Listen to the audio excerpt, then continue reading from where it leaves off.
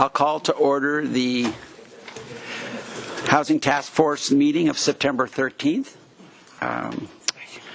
And may we have roll call, please?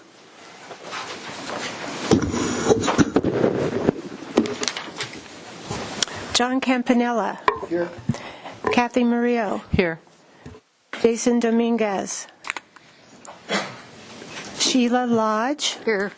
Michael Jordan. Don Olson. Here. And Bendy White. Here. Thank you. All right. Do we have any changes to the agenda? No. Okay. And moving along to the minutes, do we have anybody who wants changes in the minutes? Move approval of the minutes. Oh, sorry. Mr. Olson? On page 4, my name was misspelled twice. Okay. Let's get that straightened out. Move approval of the minutes with the corrections. Mr. Chair, Lodge? I asked that where I am quoted as saying prefers projects that are all residential, not mixed use. I asked that, I'm quite sure I said at the time, because to improve the jobs housing balance, something like that. Okay. Refer back to Deirdre took care of it. Okay. So, but I did make that change. Great. Okay. All right. So now with that change, is that okay with the maker of the motion, Ms. Murillo? And then who seconded the motion? No one yet. No one yet. I second. Okay. Mr. Olson seconds. Any other discussion? All those in favor say aye. Aye. Opposed? All right. So that passes. Now we move along to public comment. Is there anybody here who wants to speak on an item that is not on our agenda? Okay. Well, as I am wont to do each one of these meetings, as we start this, I want to just keep everybody's eye on the ball that what we're looking for here is a formulation of the AUD policy. Okay, that we can all come to an understanding on, and if we don't, then the experiment that is AUD will be completed, and we will be reverting to the variable density ordinance, which, at least the best of my knowledge, no one really wants to have happen. So it's motivation for all of us with all of our different perspectives to come together and see what we can do to come up with the adaptive management of AUD to have it last into the future. All right. So with that, Mr. Chair, Ms. Lodge? I believe you're referring to just one part of the AUD, the high priority overlay zone where the higher densities are allowed. Is that correct? I'll refer that to staff.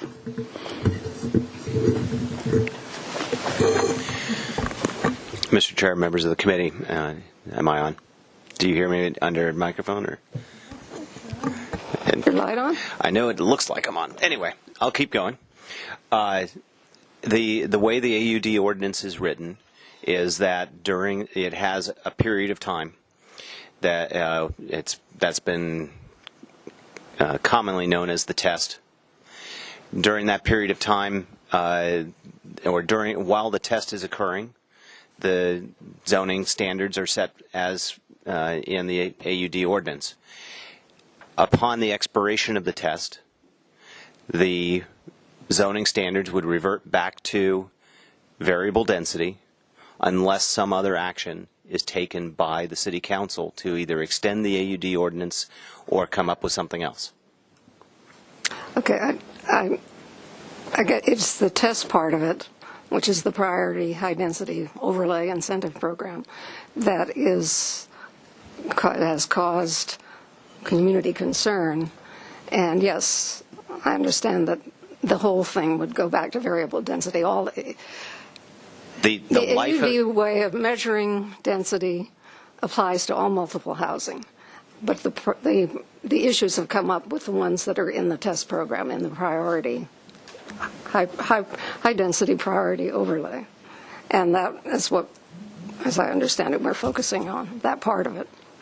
Mr. Chair and members of the committee, I won't characterize where the community concern is coming from, but the test period is the timeline for all of the AUD standards.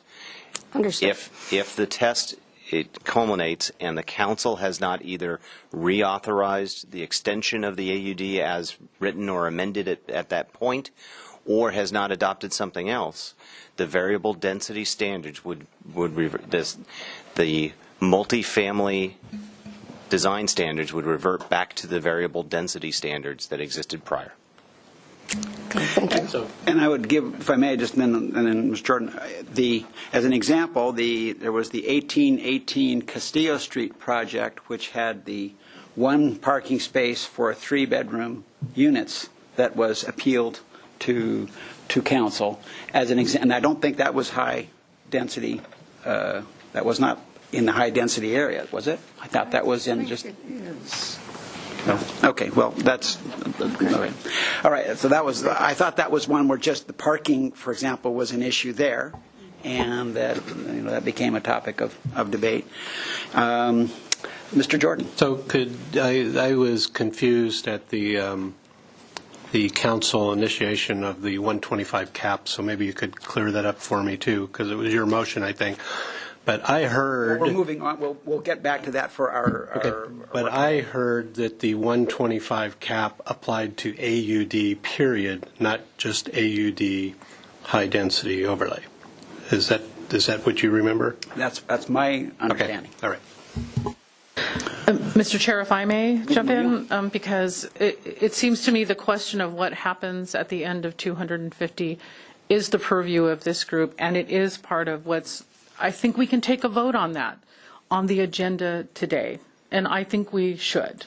And I will make a motion that we don't revert back to variable density, that we continue to work on this program. This is what I hear you say every meeting. How do we save it? How do we fix it? And I'd just like some support for that we quit asking that question, what happens at the end of 250? We're working really hard to make this work. Thank you. Thank you. All right, now, let's get back to our agenda.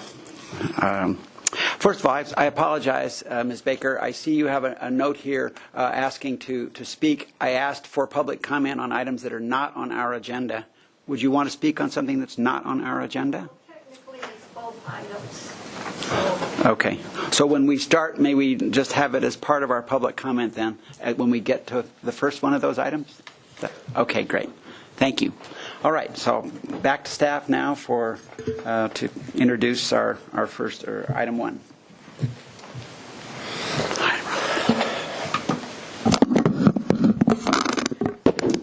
Mr. Chair, members of the task force, I'm George Buell, Community Development Director, and as a matter of introduction of the agenda item before you this afternoon, the first agenda item anyways, I'd like to just recap action that the City Council took at its August 15th meeting. At that point, at that date, staff brought an update of the task force's progress to the City Council, advising of discussion that you've engaged in thus far, and also recommendations that you wanted staff to present to Council for consideration.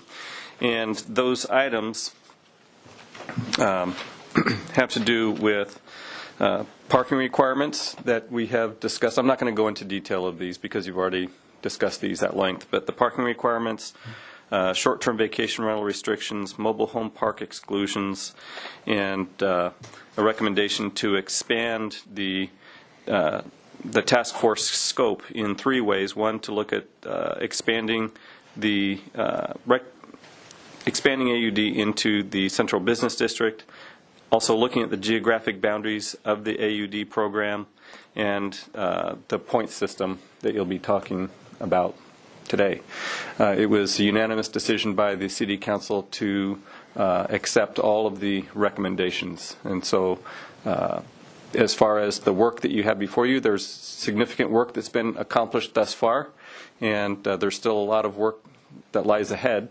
And so that brings us to the item before you properly, and that has to do with the 125 unit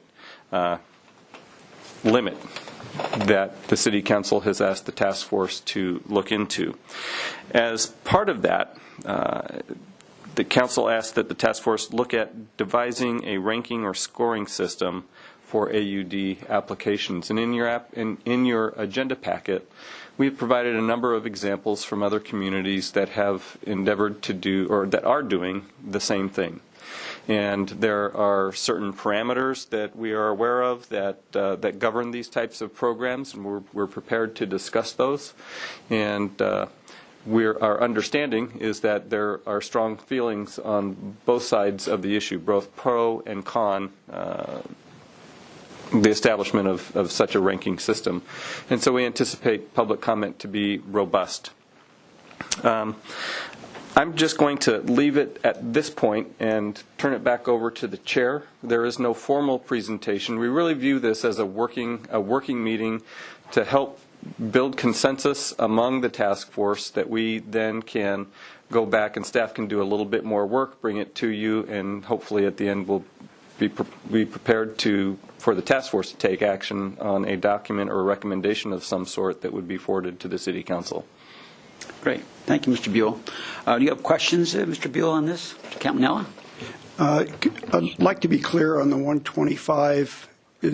That's an annual amount to confirm. When does it start, or do we know yet? Is it a continuous 125, even if the program is extended or not extended? It's unclear to me what the 125 specifically represents. And I'd like that clear before we start getting into discussion of other aspects to it and metering. Thank you. Well, I'll chime in, and perhaps staff will have. I'm the maker of that motion, so I can at least give you my interpretation, and then perhaps staff can steer me if I'm wavering from what I was intending to say. What I am looking for is a way to have AUD housing accomplish city objectives more than what it has so far. And obviously I'm not talking about the designated capital A affordable projects. I'm talking about the market rate housing that, in my view, is more gentrified than what I hoped for out of AUD in general. And clearly that got not only are the rental rates higher than what serve the city's needs for providing workforce housing, but in fact we even saw at one point an application for a chunk of one of the AUD projects to become short-term rentals, basically to become a hotel. So there are aspects of AUD which are unintended consequences or just things that weren't thought of at the time that, i.e. one is rent rates that are very high and in fact are creating more demand for workforce here. They are aggravating the jobs housing imbalance rather than mitigating it. And secondly, obviously, the short-term rental piece does that, doubles down on that and aggravates that. There are no other, at least from my perspective, the 125 was a number that came out. It's more than our annual average growth for the last 20 years. It's another 20% above our annual growth. So it's not as if it's a clamp down that's heavier than what our natural growth has been. Obviously, growth happens in spurts, but at least on an average, that's where that number came from. And as I recall, Ms. Murillo did not support the 125, and so that or a growth cap at all. So, but as far as the particulars of it, I think those are still in process. It's the concept of limitation of the numbers such that then developers are competing, and we'll get to the scoring system, and they're competing for their projects to provide for the city's goals, provide workforce housing. So if you want your project to go through, you're saying, I'm willing to put, and then in the scoring system, we're going to have a higher scoring project than others, so we get to go first, would be the concept. And one of my corollary questions on it would be, what other tools are there available for scoring that would allow projects to would allow projects to be scored and compete for that would get the city more housing that's accomplishing that's furthering our needs rather than aggravating our problems. Mr. Chair. Olson? The 125 in relation to projects that are in the pipeline and the timing of this new ordinance when that goes into effect. How will the new ordinance affect the projects in the pipeline? Well, as I understand it, that 125 could occur at a variety of places. Where what I had envisioned was at the building permit stage. So projects that have building permits do not have to compete. But projects that do, so that if and when this ordinance ever actually becomes law, which we're a ways away from that at this point, then projects that don't have building permits would then compete for those 125 spots using the scoring system that we're going to talk about today. Even though under state law, it's my understanding that once an application is accepted, deemed complete. I'm not sure how the city has defined that, but I believe under state law, once an application is accepted, the city has an obligation to carry it forward or allow it to go forward under the conditions and requirements that were in effect at the time of that it was deemed complete. So we have first clarify the state law, but if that is the case, I would think there would be a number of projects in the pipeline that would be under state law allowed to go forward. Well, let's hear what our attorney has to say on that. Okay? Mr. Vincent? Mr. Chair, members of the committee and task force, I am certainly aware of that limitation on subdivisions, that once a subdivision application is deemed complete, that subdivision is evaluated based on the standards that existed at the time when that the application was deemed complete. As you know, most of these AUD projects do not involve subdivisions. I would need to look at whether or not that distinction makes a difference. And that's something I can do for you. The obligation of the city is that we cannot prohibit applicants from applying. In other words, this was a conversation we had with the council back in February when they were considering a moratorium or potentially a moratorium or an interim ordinance.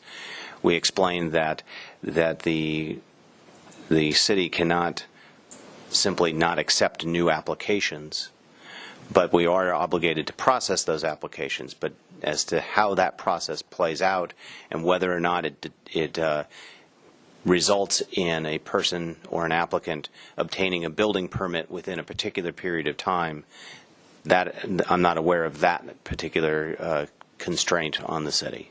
But I do know that what Mr. Olson was talking about is the rule for subdivisions. I remember that rule when we were doing subdivisions more frequently. We haven't done a subdivision in quite some time.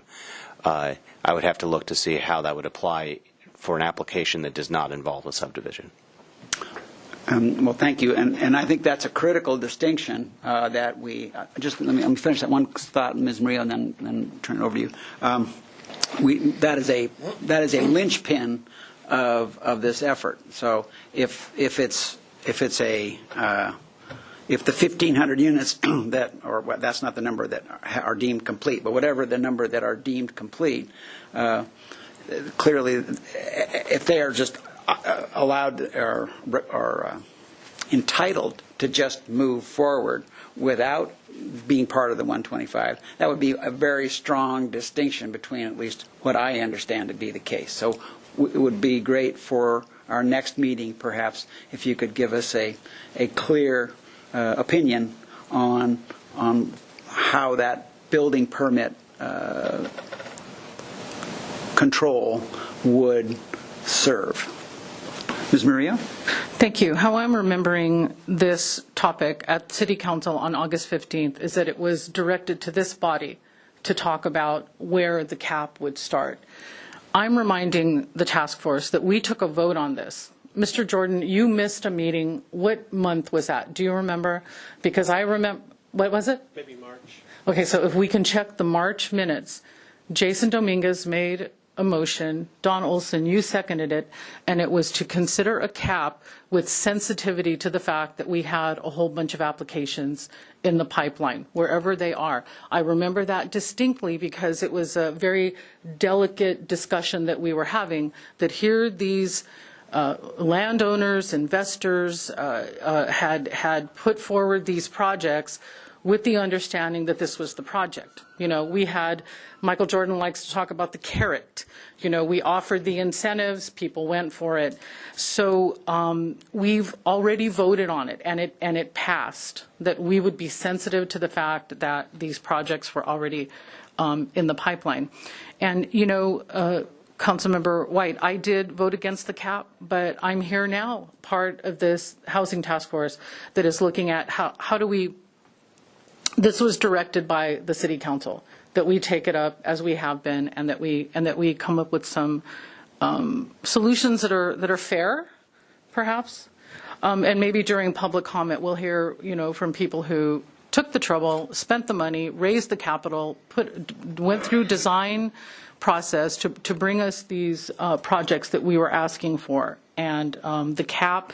Sure, let's find a time. Let's find a date when the cap would go into effect. January 1st. I don't know. Maybe that would bring a rush of applications. We could pick today, and say after today, right? Isn't that our charge here? Is to find out when that 125 unit cap will go forward. So I'm glad we have some more people in the audience. Let's hear what people have to say. It's a community discussion. But I agree with you that going forward with the cap, the project that has the goodies that we're looking for, top for me, affordability, right? And if someone was displaced, they were given time and money to move out, right? Displacement, financial assistance, that would be high on the list too. You used the word gentrified earlier, Councilmember White, and you know, you're in the business of land use development. And did we think we were going to build brand new rental units, brand new apartment houses, and they wouldn't be market rate? This is Santa Barbara with our real estate prices, and they're brand new, nicely done apartments. Of course they're going to rent for high. We're responsible for that, right? The general plan, we put AUD forward. They gave us what we were looking for. The mark is luxury out the gate. We've talked about that to death. But what I'm saying is, of course, they're market rate. And gentrified is a little bit of a loaded word. They're brand new apartment houses. And over time, they'll age and they'll blend into the rental housing stock. And they won't command such high prices after 20, 30, 40 years. But if we aren't building them now, they're never going to be in the housing stock and get old and be more affordable later. So I'm just asking for us to keep a big picture. And if we need to pick a date when the cap starts, I think that's where we need to start, to be fair to the projects that are already in the pipeline. Thank you, Mr. Chair. Thank you. Mr. Jordan. I have a couple questions.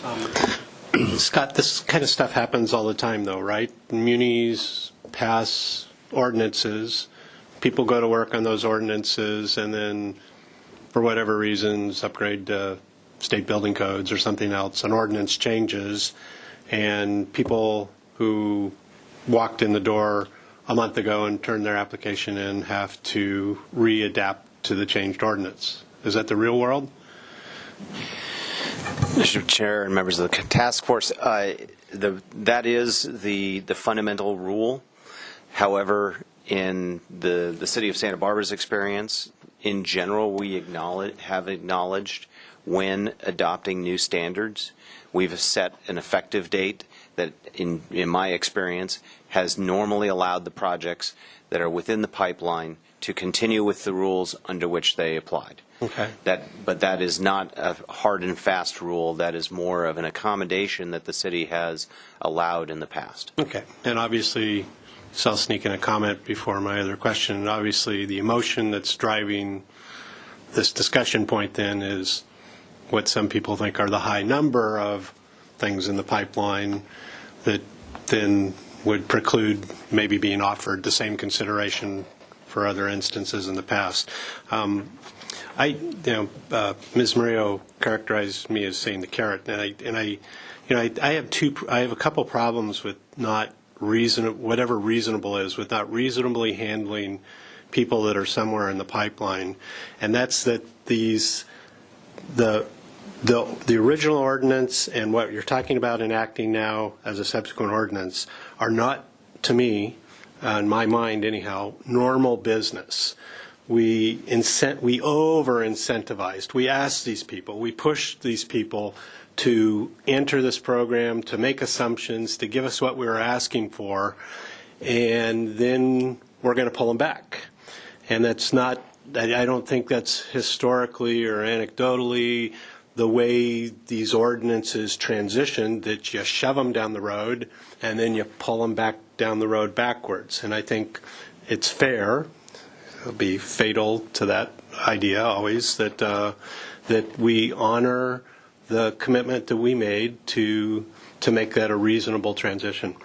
And then the other question I have, either to, I guess maybe to you, George, would be, when you're talking about a ranking system and a timeline, I don't really have a good idea of what that still means now. So we were talking about the Montecito one. It looks like they accumulate 6 months, they rank and grade, send you on your way to the ones that qualify, and then they accumulate 6 months. How would a cap, what are the choices, or what's kind of the 10,000 viewpoint of how you establish a cap, have a grading period, and then send people off on their way? I don't even know how that works. So without worrying about what the details are of the cap or the grading, just right. Kind of how does that work conceptually? So let me just, and I will speak in generalities, and before I go into what I'm going to say, I would preface it by this whole system is wide open, and provided that we stay within the legal boundaries that Mr. Vincent is charged to keep us within, this is a program that there is a lot of room for creativity and interpretation. So I'm going to share with you my personal experience in working with a program like this. It was very timeline driven, and so applications needed to be approved in Santa Barbara's experience by either the design board or the planning commission by a date certain. After that date was reached, then those applications that had been completed would then be subject to the ranking system. In this case, it was a team of staff level employees that are similar to our LDT. So key staff members, usually supervisors, managers, experienced employees over a long period of time in evaluating development. They would then do a preliminary ranking. Those rankings were then presented to the Planning Commission, which would make the final decision. That's how it worked in that community, and it was all date driven. There was a schedule that the staff level decisions would be made, and then the Planning Commission's decisions would be made. So then that example, the second, if there was a second time to the Planning Commission, they're just agreeing or not agreeing with your ranking? They would evaluate the preliminary evaluations. And then once you had these 20 of them and they were ranked 1 through 20, what would happen then? Well, it depends where the cap was. So in this put case, the cap in the middle. So you would let 10 go forward, and the 10 would sit on hold, and would they sit there to be to come back and be adjusted for a better ranking, or would they sit there as they were approved until they languished away in the lower parts of the rankings, or the ones came in that were worse than them? Yeah, let me. That's a technical term, worse than them, right? Yeah. Lower score. I will double check on this, but my recollection, and it was a very different situation. At that point, I was working with the city of San Clemente, and it was all greenfield development. At that point, they had a built-up demand of, I think it was 1,500 or 15,000 units. I mean, they had opened up a whole bunch. They had annexed area from the county into the city. So it's greenfield. We're not talking about apples to apples here in terms of how that system worked for them. In greenfield development, where you have maybe 1,000 units that are coming along for evaluation, it's easy to phase that development. But if it's in a situation here where it might be a 15-unit apartment complex, it's incredibly difficult to build half of a project and wait for the other half to go through the pipeline later on. So it requires a different level of finesse in Santa Barbara. And I'd put in a comment about my experience with growth management is in Montecito, where, and I think that Brian, I see Brian was here somewhere, maybe you can comment on that too, that you put in your application, you get a score, let's say you don't make it, then you're bumped to the next counting period, and you then compete with those that come in. You go back into the pool, and if there are others that come in later that have a better score, then they move ahead of you.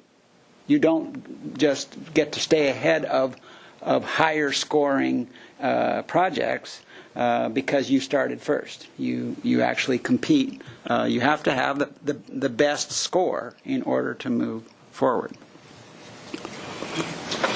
So, and then on the scoring, and it is obviously we have the two pieces. We have the limited number of units, and then we have the scoring are the two topics of conversation. And could you talk a little bit, Mr. Buell, about what was used as in your San Clemente experience? What were the criteria that were working then? And I appreciate it's a different, we're talking greenfield, we're talking thousands of units, and obviously we're talking 125 here. I do apologize. I had intended on having information from San Clemente in here because I know I had referenced it at the city council meeting. It's not in here. I will describe generally what's in there, but then I will provide a link to the document or the document. It's a large PDF, I believe.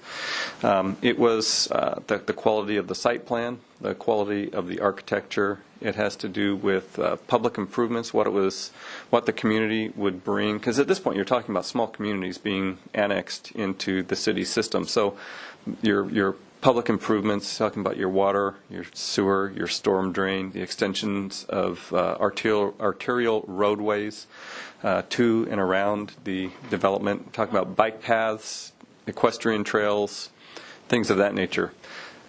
Not a lot of that is going to be integrated into projects that we're having here in Santa Barbara, again, in a built-out community. So, but that gives you an example of the types of things that were looked at. Quality of design and so forth. Yes. Great. Okay. Mr. Campanella? I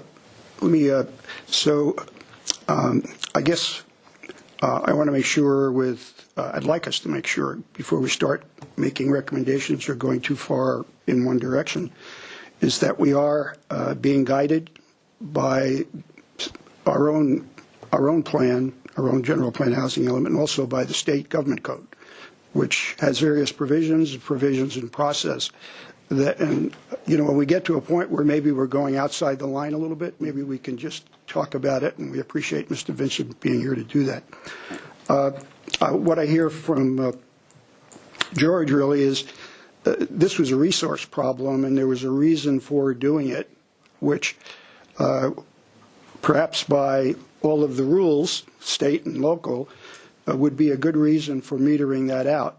And I guess if you need a good reason for metering things out and doing a scorecard, is that we put forth why we are doing it and feel comfortable that the reasons we're doing it are going to hold up both locally and at the state level and at HCD.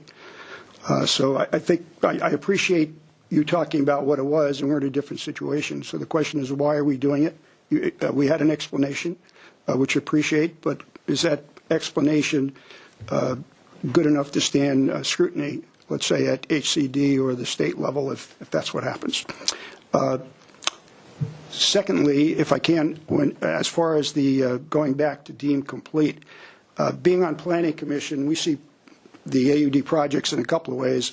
We haven't seen, I don't think we've seen a subdivision yet, but we have seen projects that require our approval given the amount of commercial square footage that they're adding. So we've seen it go through an approval process, at least on the that it's in compliance with our ordinances that way. And then we give comments relative to larger projects that go back to the design boards. But whether it's for sale or for rent, these projects are on the same path. They go through conceptual. They're not going to be approved until they have final design approval by the design boards. So I would hope in looking, when we're trying to come up with what is the cutoff point, that we just don't look at a technicality when both rent and for sale projects are really spending the same amount of money going through the same process in order to get where they are. So I'd be interested in seeing that we do that fairly. And secondly, I'd like, when you do come back, I'd like staff to analyze for us or give us numbers on what applications, what projects in our AUD would actually be considered deemed complete by that strict definition out of the 1,200 or whatever it is. How many are deemed complete versus what the gross number is, to see what the shakeout could be if we decided to go to a deemed complete hurdle rate. Last comment, if I can, and we'll move on, is on the building permit. In the last 18 months, one project in the trial has gotten building permits, one. And that's 604, not 604, it's the East Coda Street project, 33 units. That's the only one who's gotten building permits. And in the trial, and in medium high, I think there's been about 20 units in total that have gotten building permits. So we know it takes a long time. We know people have to agree to go forward. But if we're picking that as a cutoff point, I also want to be sensitive to the fact that it takes a long time to get there, and it's going to be a much bigger shakeout than we anticipate. Again, I think with staff's help and Mr. Vincent's help, we could sort of get an idea what those definitions of where a cutoff is, what the real impact would be. So appreciate their help on that. Okay, thank you. Thank you. An area which is corollary to the annual cap is, are there other tools available, other ways for projects to be scored? And I just don't know. I'm looking for that. Are there other ways for projects to be scored and therefore be encouraged to be with affordability being the proposal that I think, I mean, all of us would like to have, and we're just, how do you make that happen? Are there other tools besides a cap that could work that way? I couldn't think of one, but it would be something perhaps you come back to us with, or unless you have other ideas that you've experienced already. Chair White, with regards to other tools that might be available in addition to a cap, I'm looking over at David Rao. We're in the middle of these economic and nexus studies. Mm-hmm. And David, would you have anything that you'd like to offer that may come into play as you're managing those studies, and things that the task force might want to consider as we're going through that may, in essence, work to meter projects in a different way? Thank you.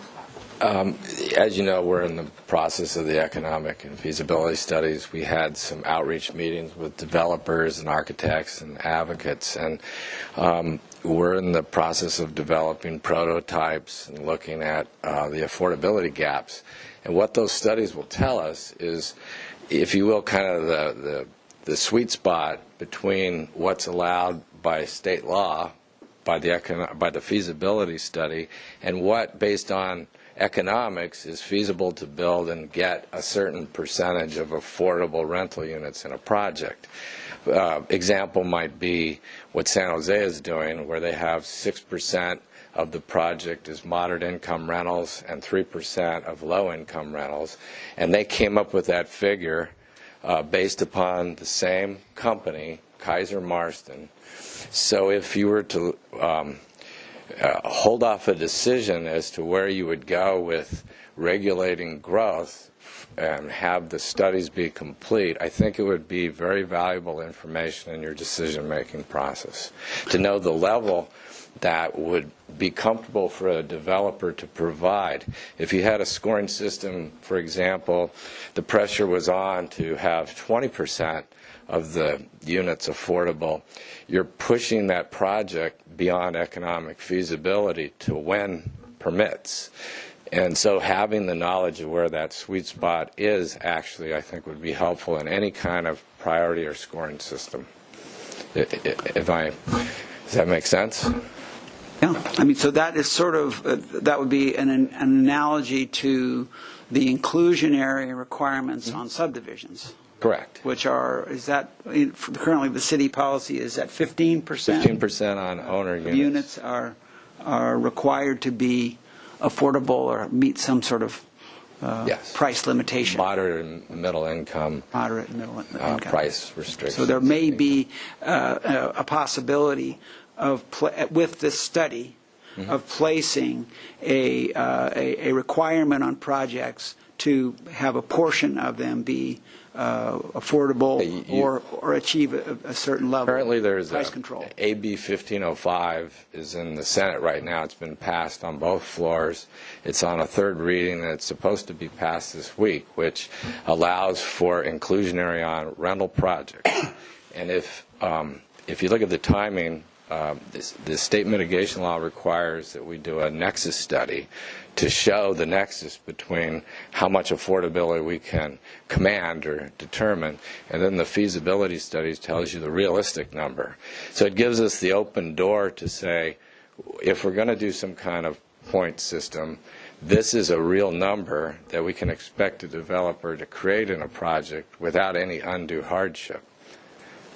So, great. Thank you. Okay. All right. So I want to have have questions now, and then have public comment, and then have us have a round of comment at the end of that. So if there are more questions, we'd have those now, and then otherwise I would open it up for public comment, and then we'd come around and give our comments. I did have a question related to am I right that there's a legal requirement for an appeal process when a project is denied? So how does that work in Montecito or San Clemente? I mean, I'm just trying to get my mind around that. But if you're coming back with answers to legal questions, then maybe you can put that on the list. So Thanks. Well, what I could tell you about the Montecito system is that, let's just say that where there are appeals, what is appealable is your score. So the staff says you have a score of 50, but you say, no, I've got a score of 60. And let's say, of course, that you wouldn't bother if it doesn't make a difference. But if that means you get through the door and you get to develop, then you might appeal that score to the electeds and have a hearing on that to confirm that you're, you as an applicant are saying you have a higher score than what staff determined. So that is a place I have seen appeals. I don't think that there is an appeal process if your score isn't high enough and you don't meet the cutoff. Okay, thanks.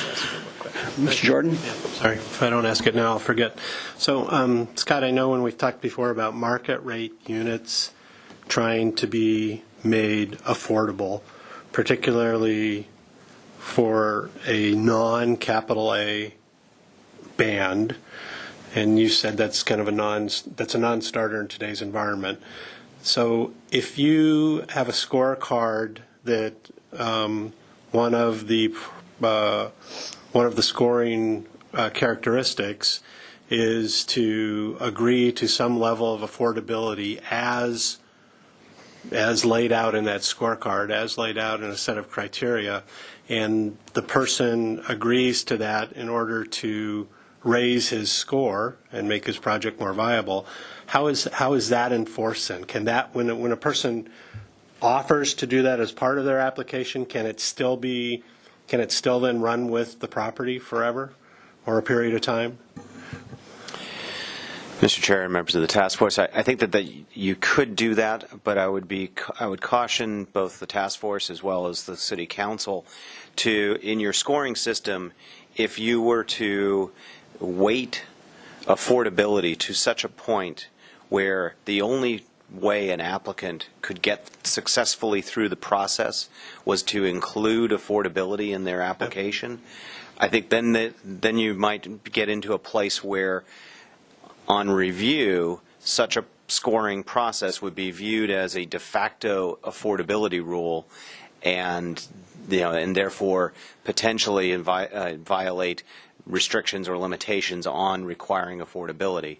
As Mr. Rowell mentioned, AB 1505 is looking to address the particular limitation that has been in place based on court law, a court decision regarding the interface between inclusionary ordinances and the vacancy decontrol provisions of the Costa-Hawkins Act, where it applies to rental units.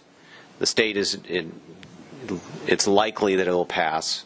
Given the environment in Sacramento, I think it will.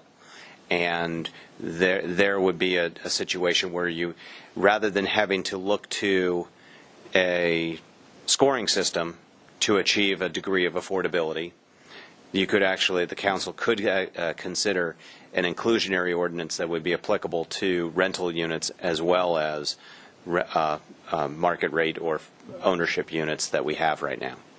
When you use the word inclusionary, are you subject to certain economic bans according to the state, or can you make up your own? The allowance that 1505 provides right now goes up to the moderate income. It doesn't go up to the middle income, which our ownership inclusionary ordinance goes to right now. So I have a list. I'm sure everybody has a list too, but I've got like 4 major things to look at for ranking. Affordability, if I had to rank them, affordability is the top one. Okay, we're going to comments. Wait till comments. Well, no, it's a question here. It's just like one of your questions. I'm going to get to it. So, and then I have 3 other minor things. So your answer to that problem of not being precluding by affordability is that you would have an opinion eventually on how those all mesh together to move a project score and whether or not one was arbitrarily overutilized at the expense of the others, right? Yeah, as I said, I think that if you set up a scoring process in the absence of other authority allowing for a inclusionary or affordability requirements for rental projects, which is currently suspect under the Palmer decision from Los Angeles. If you were to set up a scoring system that was so weighted towards favoring affordability that applicants were effectively required to include affordability in order to have a successful application, I think if I were an applicant, I would probably challenge that. Or any other category, right? Not just affordability? No, I think the other categories don't have the same limitations because Costa-Hawkins speaks to affordability, the vacancy control, the ability for the landlord upon the vacancy of the unit to reset the rental price. Okay. Thank you, Mr. Chair. Mr. Chair, just one small thing, because it has to do with the cap, and that is... Questions at this point. Questions? Are we doing questions? Yes, sir. Okay. So bringing housing to State Street, will the cap affect that? You know, we're looking, George, Mr. Buell, has anyone brought forward something to do, a proposal for Macy's, the Macy's building? I'm assuming someone wants to build housing there, and if there's a cap of 125 and Macy's will accommodate 50 or 70, won't that affect their ability to raise capital, design a project, and come forward? I'm hoping that as capital A affordable is excluded from the cap, that State Street housing would be as well. Okay. With all due respect to historic resources, I see some people in the audience, so, yeah. George, Mr. Buell. It's okay. With regards to the Macy's property, we do not have any application in, and we haven't had any discussions with the current leaseholder as to what the future disposition of the property will be. So. And high priority overlay does not apply to the downtown core. Am I correct? That is correct, but that is one of the things that the City Council asked the task force to take a look at. So obviously there's been no applications for AUD on State Street or downtown. Correct. Okay, thanks. Okay, so, Mr. Chair, I generally don't try to dictate the course of the agenda, but I did see that on the agenda is a request that I lay out some of the legal parameters that both the task force and the council will have to grapple with when considering a cap. And I would suggest that we go over that a little bit before public comment, so that both the task force as well as the members of the public who are here have the benefit of my comments before making theirs. So we could take that now great or idea. whenever you No, like. I think it's a good recommendation, and please proceed. Okay, thank you very much. So, Mr. Chair, members of the task force, that a cap or a growth management measure of any kind is adopted or would be adopted under the city's police power. And these aren't anything new, I don't think, for you or the members of the public who are interested in this topic.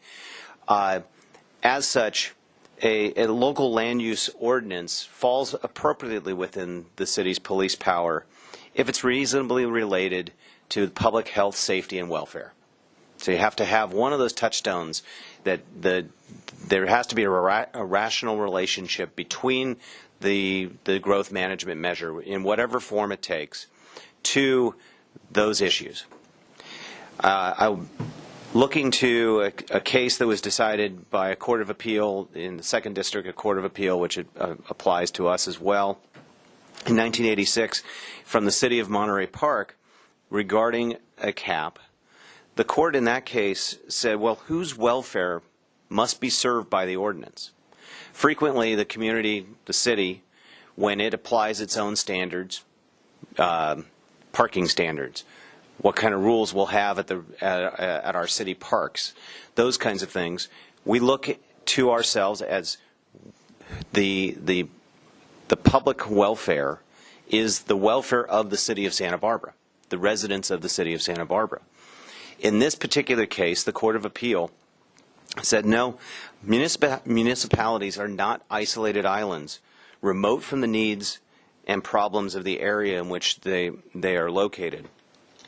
An ordinance which is superficially reasonable from the limited viewpoint of the municipality itself might be disclosed as unreasonable when viewed from a larger perspective.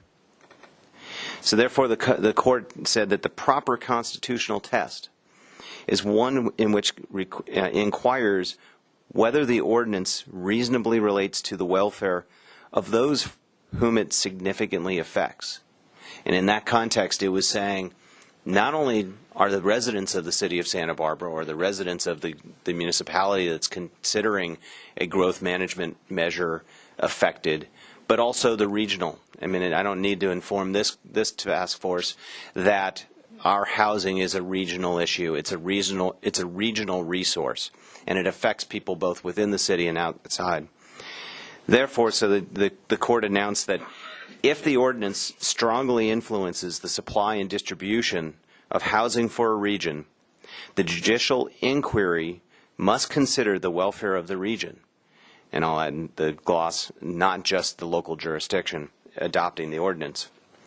With that explanation and that basis has actually influenced and formed the basis of a couple findings that the city will have to make if it's going to adopt a growth management measure.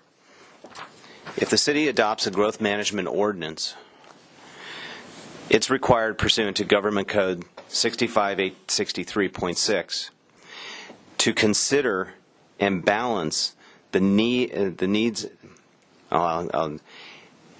Shall consider the effect of such an ordinance adopted pursuant to this chapter on the housing needs of the region in which the local jurisdiction is situated, and balance these needs against the public service needs of its residents and its available fiscal and economic environmental resources.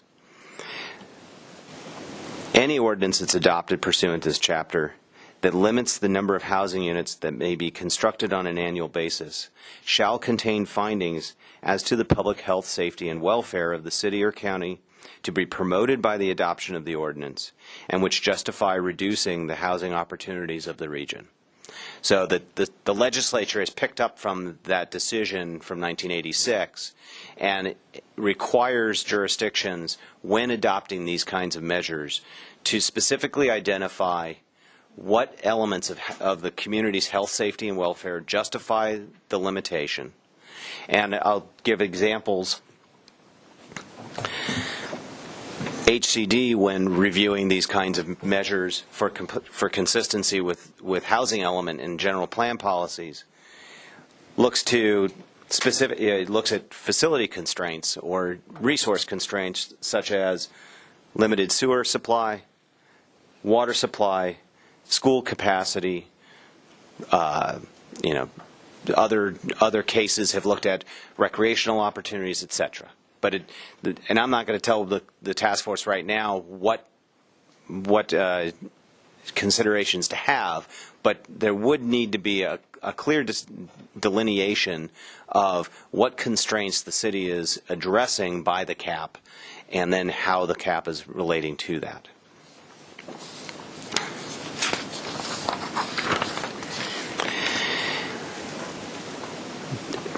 More of a matter of warning as opposed to a requirement is that in addition to the requirement for the finding, the legislature has also adopted an evidence code provision that says that when a city enacts such a provision, the burden of proof is on the city to show that the ordinance is necessary for the protection of the public health, safety, and welfare of the population. So when communities consider these, the state has first said you have to identify the purposes, and you have to consider how that works within the context of the regional housing needs. But then also be warned that when the court looks at the viability of or the propriety of such a provision, the burden is on the city to justify.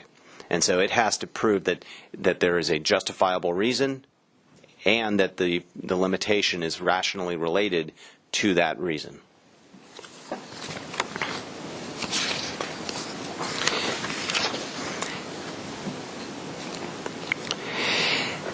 in addition to just that particular finding, and that is to this point, I've been speaking to this rational relationship in the appropriate use of the police power.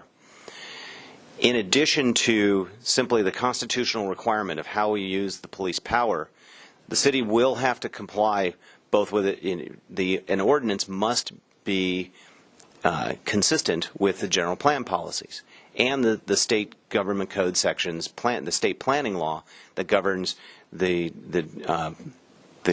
in general plan, but also just planning in the state planning laws as well, in a general sense. In that sense, it plays into how are we going to be consistent not only with our housing, we've adopted our own housing element policies. Some of those policies go beyond minimum requirements of HCD. Some of them may go beyond the minimum requirements of the government code planning law. We have to be consistent with our own general plan. In addition, we have obligations under the state planning laws to be able to accommodate our RHNA numbers. And so when we are considering caps of any kind, we need to be cognizant about or allow the ability we have to be able to demonstrate the ability, supported by substantial evidence, that we are able to meet our RHNA requirements. Adding a constraint like the cap, it's not precluded by RHNA. It's not precluded by the state planning law. However, we have to show when adopting the cap that we are able to meet our RHNA requirements. And so we'll need to consider if the cap applies to a certain segment of development, are we able to meet our RHNA requirements either through the cap, have we accommodated enough growth within the cap, or is there enough opportunity outside of the cap to meet the RHNA requirements beyond what's being regulated by the cap? And so I'll start with that point. I mean, there's the landscape. I think elsewhere on the agenda today there'll be a discussion by other staff regarding the particular general plan provisions that may be implicated by a cap. But I just wanted to have us have that kind of the ground rules that apply to growth management ordinances, and then we can go from there. And if you have specific questions, I'd be happy to try to address those within that guidance as well. Thank you, Mr. Vincent. Do we have questions, Mr. Vincent, on that front? I just have one. Mr. Jordan? I'm just curious on that last point you made about we have to show within a cap that you could meet those numbers. Where does ADU then figure into that mess? Like, even if you weren't working on an ordinance, well, even if you were working on an ordinance, we have 5,000 identified lots potentially as part of that draft ordinance where you could put another unit, which wildly exceeds our RHNA numbers. So how could you do whatever you wanted in a cap if you left the ADU to meet your RHNA numbers? The how ADU fits into RHNA, yeah, they do say that ADU units do account towards your RHNA numbers. If all of those 5,000 lots were available, and if an evaluation of the various constraints that those individual lots have showed that all of those lots are available, that would go a long way towards satisfying the need. You also need to remember, though, that RHNA is not only without restriction. You have to meet the income levels. There are several different income levels that are, there are tranches, so to speak, within your overall RHNA allocation that you have to meet: low, moderate, very low, etc. So it takes a whole host of housing product in order to meet all of the RHNA requirements. But in general, again, one of the RHNA requirements is for the city to conduct, as part of its housing element, an analysis of governmental constraints, and also to evaluate how the constraints can be removed. Obviously, this would be an introduction, potentially, of a constraint. And so then you would have to evaluate how that constraint is playing into your ability to meet RENA. Thank you, Mr. Benson. Mr. Chair. Ms. Lodge? Under the RENA numbers, the city is supposed to meet all these different levels. What I keep trying to get my head around is if nobody comes forward to build any of these things, and the city's fairly well built out, there aren't that many opportunities, I don't understand where that leaves the city.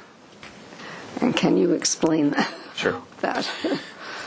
So, Task Force Member Lodge, with the situation the city is in now, we have shown to HCD as part of our housing element that we do have the available land. Our zoning is such that it is not so restrictive or demanding of applicants that they can build projects at all of the various affordable levels. Many of our applicants here in town have shown us that they can do that, and our track record kind of supports this. What would happen in the case of a cap is now we're introducing a limitation or a restriction that would need to, and we would need to show that that restriction isn't preventing application, from us achieving our allocation, or that applicants could come in and meet our allocation. We're not responsible for the economic realities of land cost, construction cost, and those things. But we would be responsible for adding a governmental constraint, such as a limitation, that if that could be shown that that was the deciding factor between meeting our allocation, that without the cap, without the limit, applicants could meet and could develop projects, build product that would meet our allocation requirements or our allocation.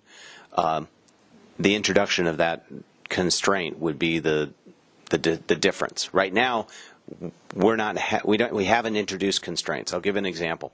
If we adopted zoning standards that required such a level of architectural aesthetic, and it required certain expensive materials, it required a dramatic increase of open space per dwelling unit. Those kinds of standards at some point would make the construction of residential housing so expensive that we couldn't meet our RENA requirements. That happened in Oceanside, where they developed in the either late 80s or early 90s a growth management measure, and part of that measure required, specified certain structural details that had to be met in the construction of the housing units. Ultimately, a court said, no, you've gone too far in requiring the bells and whistles within the projects, and that is actually precluding applicants from meeting your RENA requirements, because they can't meet your zoning standards at the same time as meeting the affordability requirements under RENA. So, I'm afraid I didn't frame my question carefully enough. Forgetting anything that the city might apply. Right now, there's AB 35, which says, if you don't meet this, you're going to have to approve these projects ministerially, and you get 60 days if it's under 150 units and 90 days if it's over. But I don't understand why, what is the city supposed to do when nobody is proposing rental units or low income or whatever? Yeah, and which they didn't for years until the AUD program and the high priority thing. it wasn't the city's fault. Is the city supposed to go out and become a developer, or? No, and that's I guess my answer was analyzing the issue from the standpoint of right now the cap is being proposed because some people in the community believe we have too many rental applications. If we apply a cap to that process and say, no, we're not going to allow more of the development than this, and that can be shown to be the limiting factor. That's the introduction of a constraint, and that can be shown that that's the fault of the city for not meeting its RENA number. As I started out the answer regarding this in the first place, it's our obligation as the city, as we go forward, to show that we're able to somehow comply with RENA. That can moderate how we adopt the cap, but if we adopt the cap in one place on AUD, as Mr. Jordan said, we might still be able to meet our requirements through accessory dwelling units. But we have to also show that's not the only other product out there. We have to be able to show that the whole continuum of housing product that's built within the city can meet those requirements. So it's I'm not saying exactly right now we can do that with our zoning, with the constraints that are out there right now. We've shown that in our last housing plan, a housing element, and it was certified by HCD. The introduction of a limitation like the cap, we would need to be cognizant about how do we continue to demonstrate that ability to HCD. I have one question came out of that from in my mind, and that is, it sounds like there is a list of health and safety issues that could be considered for the scoring, and that would be something that would be useful for this group to see at some point. What are the criteria that can be used? I don't know whether that's a state list or just as one that local communities have come up with. I mean, I'm thinking of one that, again, the Ojai one, I believe, traffic, and also the Montecito one. Traffic capacity is are you contributing to a level of service F intersection? Sure. Maybe even the city of Santa Barbara had that at one point. Did it not in commercial development? Was that? Well, I think that's certainly one of the bases for. It was probably for the limitations of SD2, when in SD2 on the Upper State Street area had limitations on new non-residential growth. However, that predates my time with the city. I lived in that neighborhood at that time, but I gave a small list of the resources that could be constrained and that would justify a pacing of development. Traffic is another where development is paced to match up with a capital improvement program so that the development doesn't get ahead of the capital improvements that would accommodate the development. Right. I think that's probably exactly what happened in the SD2 zone. I see. As there are multiple forms of metering of these caps, there are multiple justifications as well. But we can come up with. Yeah. I've seen just in my researching for today's meeting, I've probably seen at least 10 or 12 different explanations from different jurisdictions.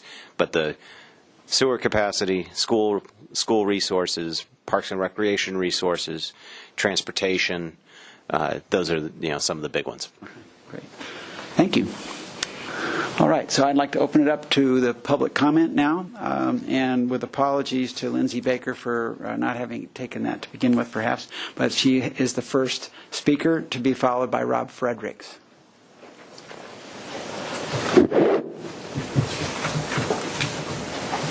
Chair White, task members. I'm not hearing you on there. The button now. There it is. Chair White, task force members. I'm Lindsay Baker, co-president of the League of Women Voters. We are glad that the City Council accepted your recent recommendations and have asked you to continue to work on the questions raised by the AUD experiment. We would ask that the point system for AUD projects make affordability the #1 issue for giving priority, since that was the goal of the whole program. Any limitation that you can legally put on incoming applications would be welcome, because it is clear that too many will be for expensive rentals and probably not needed. The League congratulates you for dealing with one of the most complex problems that the city has faced in a long time. Thank you. All right, Rob Fredericks to be followed by Greg Reitz. Chair White, task force members, first, thank you for your commitment and all your hard work on these issues. Regarding the 125 unit cap, I was going to suggest just what Mr. Rowell suggested, that we pause and not implement something before we receive the results of the Nexus study by Kaiser Marston. I think that will help inform your task force on other tools and other methods we can use when moving forward with a cap.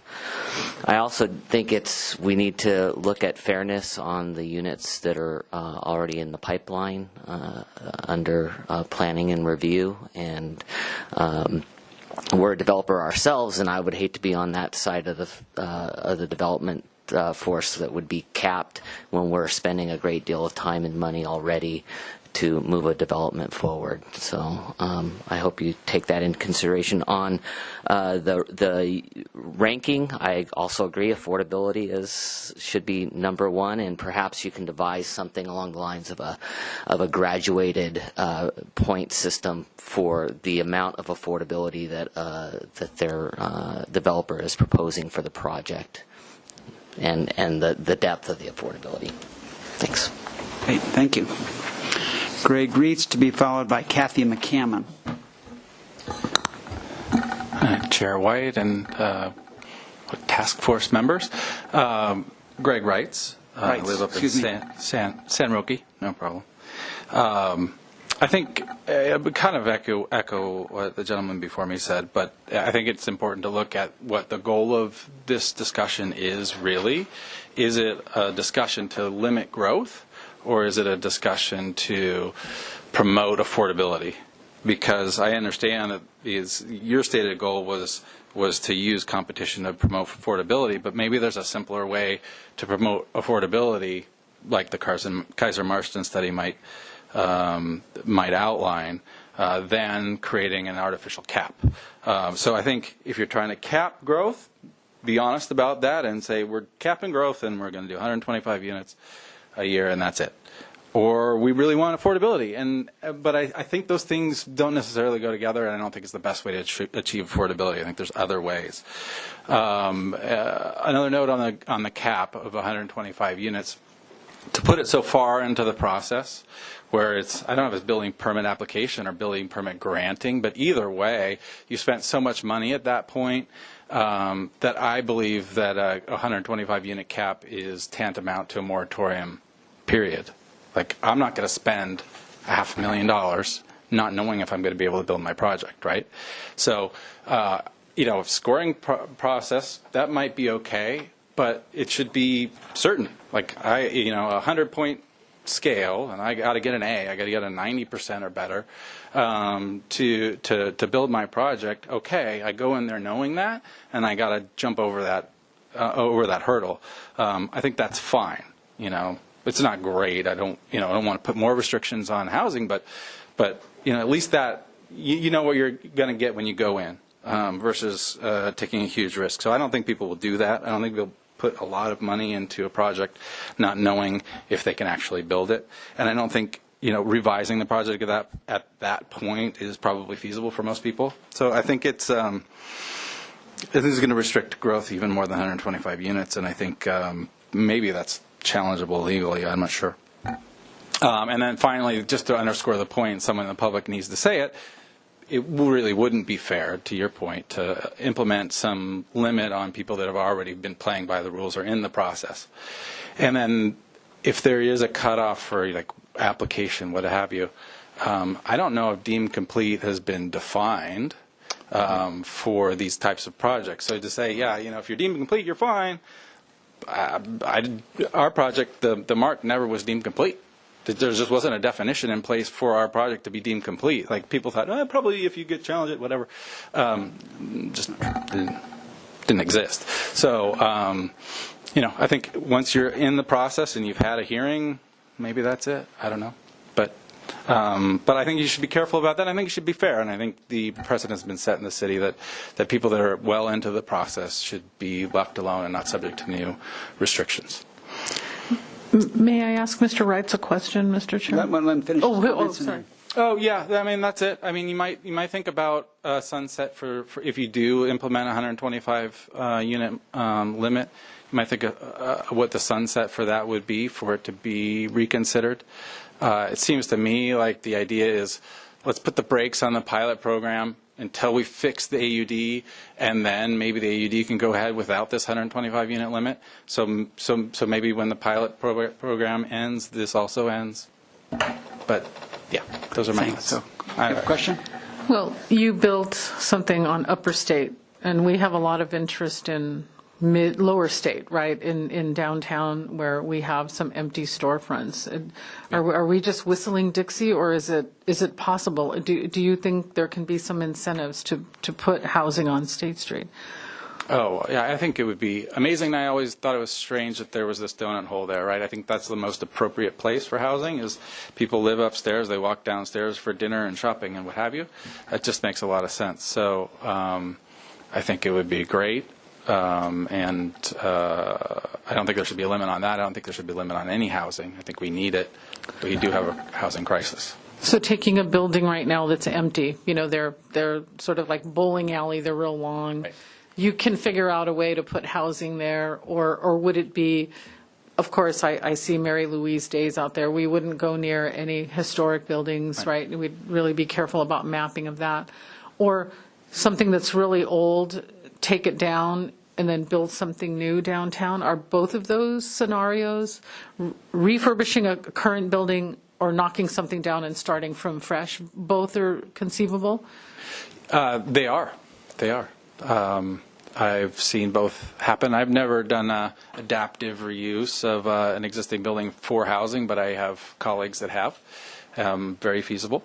And then same thing, tearing down an infill lot and building mixed use there is definitely also something that's done frequently and done tastefully as well. Thank you. Mm-hmm. Thank you. Yeah. So Kathy McCammon to be followed by Brian Cornell.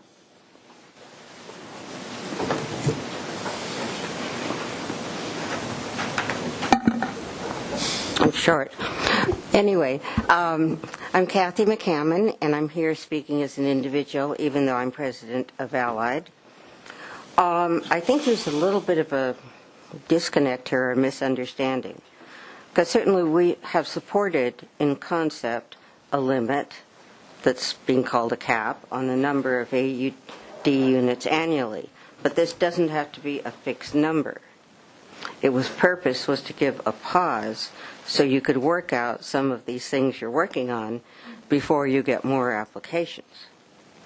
And also, it's not a fixed number. You're not going to have, say, 125 units. Oh, you can't build the other half of your project. That wasn't what I think people were thinking of, something that would tear apart a project.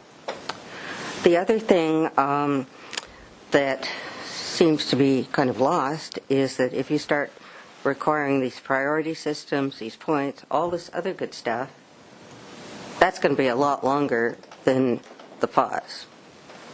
So it is conceivable that people will be working on these things even though you've slowed down the process.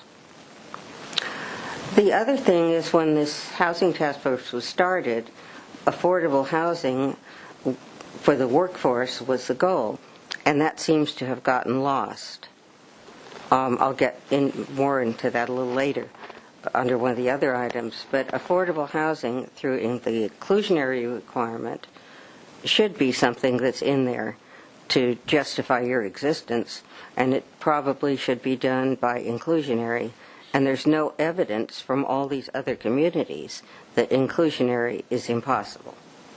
So I think at this point, the other point is I think what Scott Vincent said about a cap, well, you have to be a little careful that if you use up all your resources and you get nothing but expensive housing, then where exactly are you going to put your RENA units? There's not going to be anything left. You will have used up your traffic capacity, potentially your water capacity, and a lot of other resources. So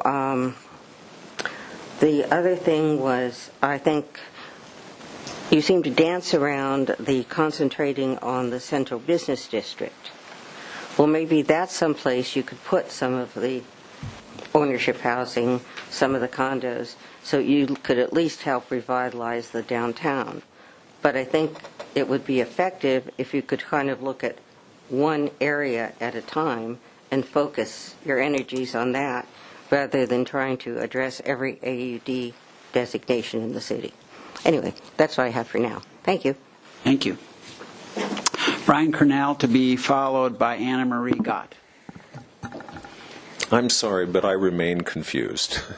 I don't really understand what the problem is. I think the problem is that we are afraid that we have a lot of projects that were submitted and we don't think we're going to get any affordability, that we're building expensive units, I think.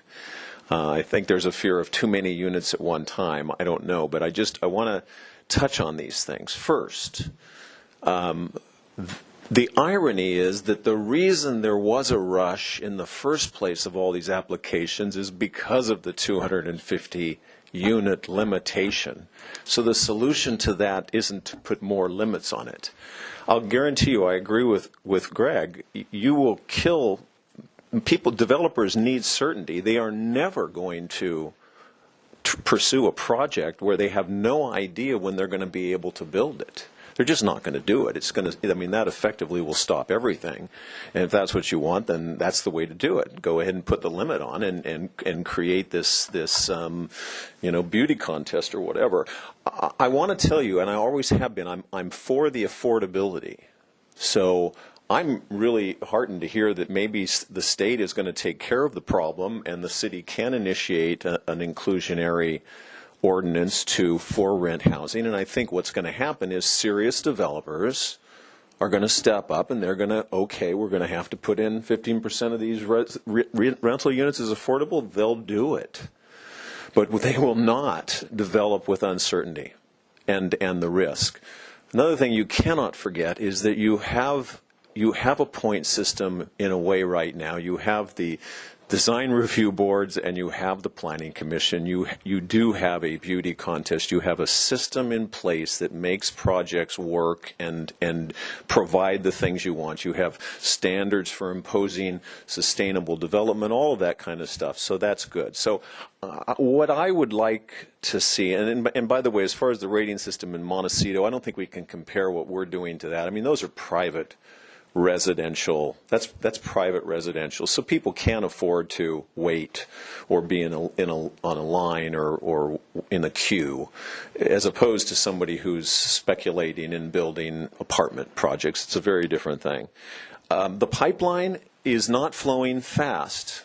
I can assure you, we're still saying the Mark is the only project that's built. It still is the only project that's built and occupied. In May of 2015, 2 years and 4 months ago, we went conceptually to the HLC for our project next to the Paradise at the old Craviota site. We do not have a building permit yet. 9 months in the building department, almost 2.5 years before we will break ground. And by the way, these units are really nice. I mean, if you saw what we have to do now because of building codes, California building codes, you have accessibility requirements that are over the top. You know, I mean, these are going to be very, very nice units that are fully accessible. So I urge you to really step back for a minute and ask, what is the problem here? I think we should focus on the affordability in the nexus study that's being done, because I think that's what everybody wants ultimately. That's where we probably can all agree. And let's keep tweaking this thing and not try to do something that we don't understand what the consequences are going to be. So let's bring more density to State Street. Let's create the incentives there. Let's look for carrots and not sticks. Thank you. Thank you. Anne Marie Gott to be followed by Jose Arturo Gallegos. He, to me. Oh, okay. Hang on, so 4 minutes then. Thank you. So I just want to remind everyone about why the AUD was passed and the premise that it was passed on, and it went throughout a 2.5 basically or even more year process. And that was based on middle income, not upper middle income. And that, I think, is the big problem with the AUD. If you actually do the numbers and you actually look at what the income levels are for people in Santa Barbara who are renters, because you're not actually targeting people that own homes, you're targeting renters. You will see that the numbers are, wildly different in terms of what people earn as an AMI, the average median income in the county, versus the average median income here in the city. And we are targeting people with up to 200% AMI here in Santa Barbara, when it's just ridiculous to do so, because we have so few people who are renters who are actually earning that income. If you actually look at it, again, the middle income was 120 to 150% AMI. Renters in the city, AMI for them is $49,000 and some change. That's 100% for a family of 4. For the county, that is $77,100. That's the average minimum income. It's a $22,000 difference. And when you start looking at renters, when you're looking at people that are earning the middle income, that difference ends up being $34,000. So when you actually look at AUD 2.0, take out the middle income earners. Allow AUD 1.0 to satisfy that group. Get your RENA numbers and get your affordability by targeting the moderate and middle income, and stop the middle income at 150. That seems quite reasonable to do, because when the city actually passed this ordinance, it actually made land unbelievably profitable to then develop and very expensive, which people have always talked about. So if you actually reduce that profit, you're going to reduce the actual cost of the land. You are going to get the units that you need by simply starting to tweak who you are targeting. I sent you an email earlier today, and I talked about certain ideas with regards to, the cap and the idea of putting in something for a point system. I've done some research, and 9-foot ceilings seem to be the things that people want in terms of their homes. But we have 11.5-foot ceilings over at the Mark in many of the units. We have Canon 835 Canon Perdido, where the developer won't even go down to 9. He insisted, believe it started at 11-foot. And then he went down to 9.7, and in the last meeting, he wanted to go down 1 more inch. But every inch of ceiling or every foot of ceiling is going to increase the cost. 15 seconds. And There's some more things that I've sent in my email to you. I really urge you to read that, because I think that when we're looking at this at the end of the day, our goal is affordable housing, and anything that's going to produce affordable housing and ensure that we get that are the things that you need to look at for the long-term health of the city. Thank you. Thank you. Mr. Chair, a question. Mr. Ms. Scott. Ms. Gott? Hi. You attended the meeting with the Kaiser Marston representative, Yes. I believe. Okay. And I couldn't tell from the notes, good notes that the staff kept on certain items that came up. Some were some of the things that you talked about, although your name was not on it. Did you offer these type of suggestions to him to be put into the study? Yes, I did. I did actually, in the last week or so, I found some national studies that were targeting millennials and the ceiling heights and things like that, and some reports of people what they were really driving, what they were looking for. And one of the number one things for millennials, the top things for millennials, I'd have to go back and look at the PowerPoint, was affordability. That was the biggest thing that they were really looking for. Okay? Well, I'm glad that some of your comments were being considered as part of the study. They are, and David has the PowerPoint that I found. There's also an additional study that was discussed in a New York Times article regarding ownership housing, and that people were looking at ownership housing of ceilings above 9 feet. But again, there's a national study for construction people that was saying that people were looking for 9-foot ceilings. I grew up in an 8-foot ceiling home. That seemed fine to me. Thank you. Thank you. So Joe Rushin, to be followed by John Peterson. And he's our last speaker unless somebody else wants to speak, in which case please get a slip in. I just have a question. What if it turns out that the impossibility of fulfilling our RENA requirements is caused by something that's beyond our control? And the thing I have in mind is the elephant in the room is always the attractiveness of Santa Barbara. That's what drives up housing costs. That's what frustrates our affordability schemes and programs. Is it heresy to think that possibly affordability in a place like Santa Barbara is impossible?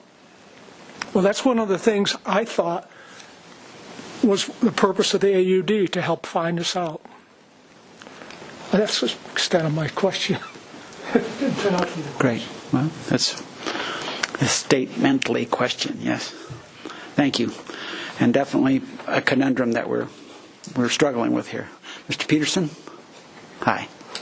Hey, Chairman White, Task Force, thanks so much. John Peterson, Habitat for Humanity. Mostly just want to reiterate some of those and get on record as saying I agree the number one focus should be on affordability. And I really think as we look at ranking that we consider, as Rob said, the percentage of affordability in a development, that if there's 100% affordability, that would rank higher than something that has 1% or 2% affordability in their units. And that if throwing in a unit of affordable gets you past the 125, if we're going to have that kind of cap.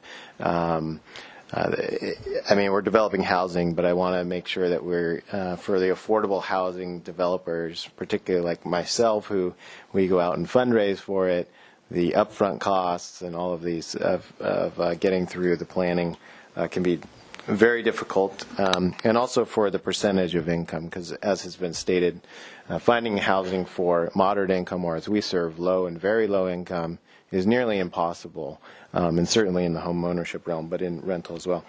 Another thing I'll say is to these comments around the inclusionary housing, the cost for land is so high that inclusionary housing typically, and I don't know about the new rental law, but provides for an in lieu option. We're currently using some in lieu funds from the county for a project we're doing in Carpinteria, but it's not enough to buy land. The in lieu funds are not equated to our land costs here. So if a developer wanted to buy out of those 15%, it's not necessarily going to provide enough for an affordable housing provider to develop a project using those in lieu funds. So it seems like it could be a way for a developer to kind of get around that idea that they're providing affordable by paying the in lieu, but not providing enough funds for an affordable housing developer to actually move forward with the project. So I appreciate the work you're doing, and I'm excited to hear where we go with this. Thank you, Mr. Peterson. All right, so that's the extent of public comment, unless we have somebody else who wishes to speak at this point. Well, thank you all for your comments. I'll bring it back to the task force then. Ms. Maria? Thank you. Thank you so much. Well, I was persuaded by what Mr. Rowell said, too, that, we are investing in the feasibility study and the nexus study, and I'm hoping that this body will consider waiting for that important information before we recommend to the City Council that a cap go into effect. And I also think that it's a matter of fairness that the projects that are already in the pipeline are not subject to the cap or to the ranking system. Frankly, Ms. Brooke is here, and she has told us before that of, say, 10 projects that are, or 10 units that are proposed, only a third of them actually get built. Ms. Brooke, you're sitting over there. What is that number again? That because I'm thinking that if we say the AUD projects that are in the pipeline now, if we say they're not subject to the cap, how many of them really are we looking at getting built? Thank you.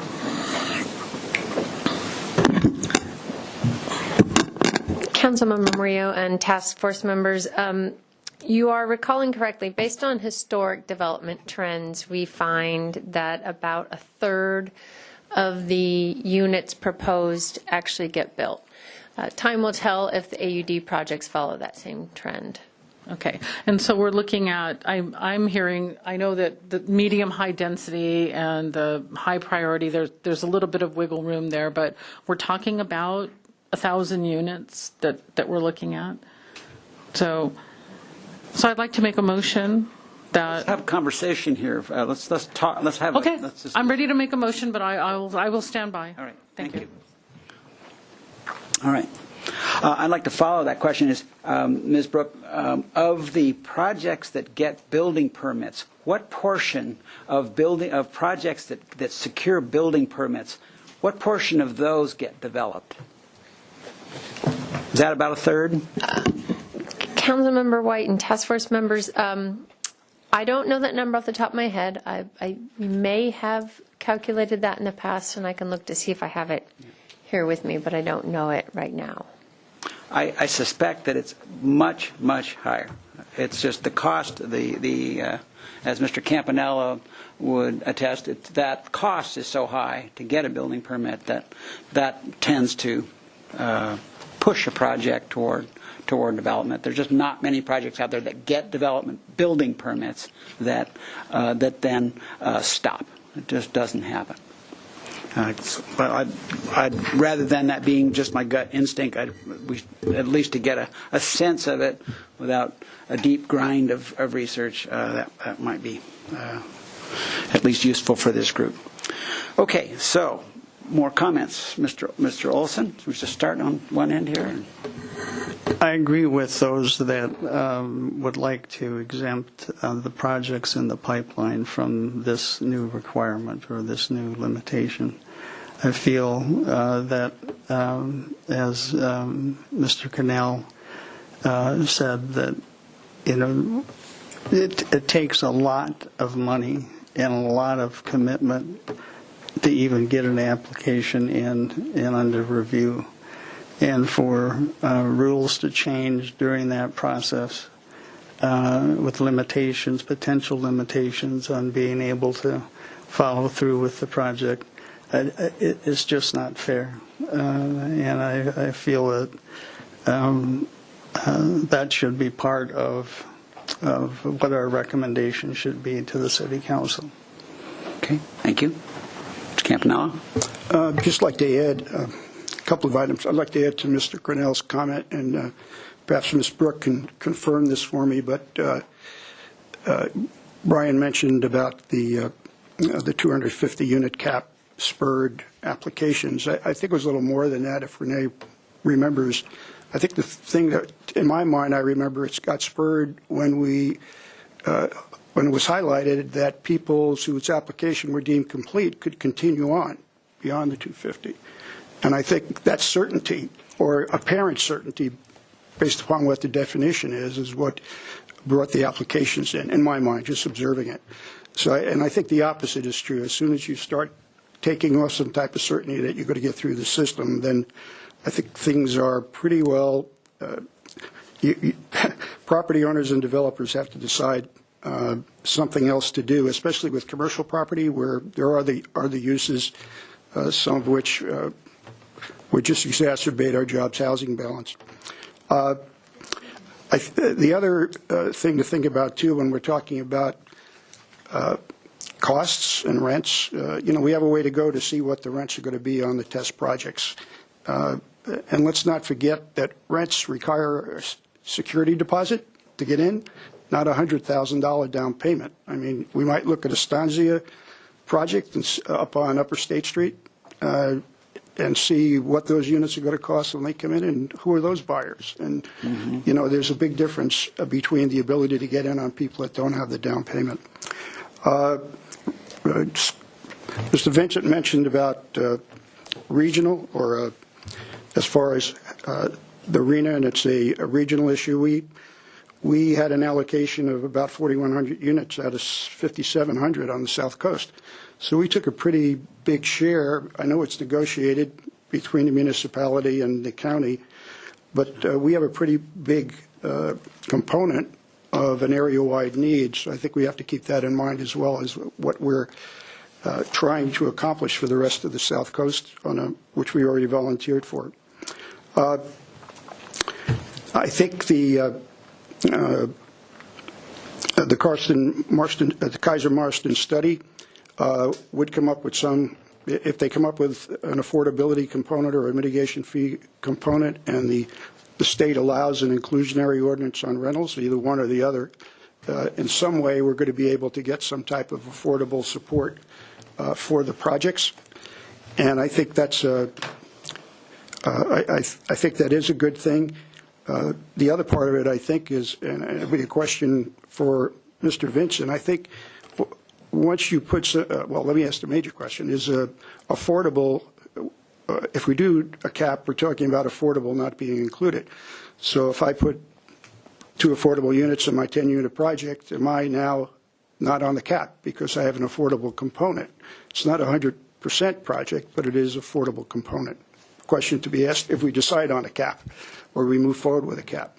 The second thing, I think, is once you put in affordable units in your project, you're now protected by other state laws. And that's findings, moratoria, parking. There's other benefits that you get for including affordable units in your project other than the items that you mentioned, I believe. So once you put affordable in, you're at another level of certainty, perhaps. So maybe there would be some encouragement, carrot and stick at the same time, that if we do come up with affordable component that's reasonable, that developers, if they see the fact that they have more certainty in their project based on protections from state law, that perhaps that would be a benefit to them and also be a benefit to us, if I'm assuming that that's correct. So hopefully we get to a point where everybody wins. Thank you. Thank you, Mr. Campanella. Ms. Murillo, do you have comments? Well, I already said my piece. Okay, I'm thank hoping, you. Yeah, all right. Thanks. Ms. Lodge? Thank you, Mr. Chair. I keep going back to the origin of this program, it being a test program with 250 units, and having the results of the design charrette back in 2011, which said that rents would be between $1,200 and $1,900 a month. and staffs, I'm sorry, in 2400. And the cap, the 250 unit cap was put on it to have a point at which we could stop and say, is it providing the kind of housing that the community wants? In the meanwhile, it turns out that the parking, the reduced parking requirements, the allowance of a fourth floor in the R3, R4, and has provided incentives that the results that we didn't, or I didn't realize anyway at the time, would prove so attractive. I still think that we need to, I agree it's unfair for those projects that are in the pipeline that have, you know, and certainly those that have building permits should be permitted to go forward. But how are we going to find out? The Nexus study is to tell us whether or not we can require affordability. Apparently there's some 1505 that allows cities to have inclusionary housing rental in rentals. When this program was adopted, that was not possible. And I think we need the time to be able to get some of these benefits that are coming through on affordability applied to at least some of those projects that are in the pipeline. So I think I still would like to see a cap to give us the time, give the city the time to do the tweaking and the fine-tuning that everybody seems to agree is needed, particularly on this affordability issue. Thank you. Thank you, Ms. Lodge. Mr. Jordan? Thank you, Mr. Chair. This is sounding like I just get to throw stuff at the wall right now and see what sticks, right? That's okay? Comments along those lines?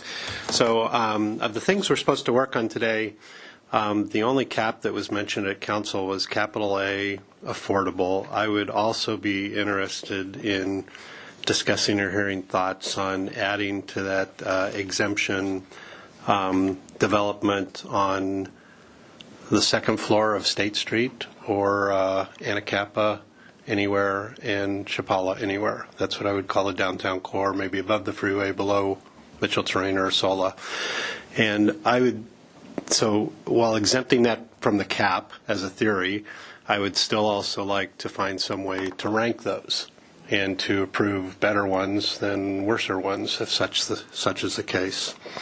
I also agree that in-process applications need to be protected. I keep hearing, and I think I've probably said 5 times myself, in the pipeline, but I see this as a problem that needs to be resolved sooner than us continuing to analyze and discuss and repeat for several months, to avoid another 300 guys get in the pipeline while we're talking about it. I see that if we're interested in protecting who's in the pipeline right now, we decide where that is and we ask for council action on that right now, so we don't then look back and say all we did was spur another gold rush while we continued to discuss where that pipeline point would be.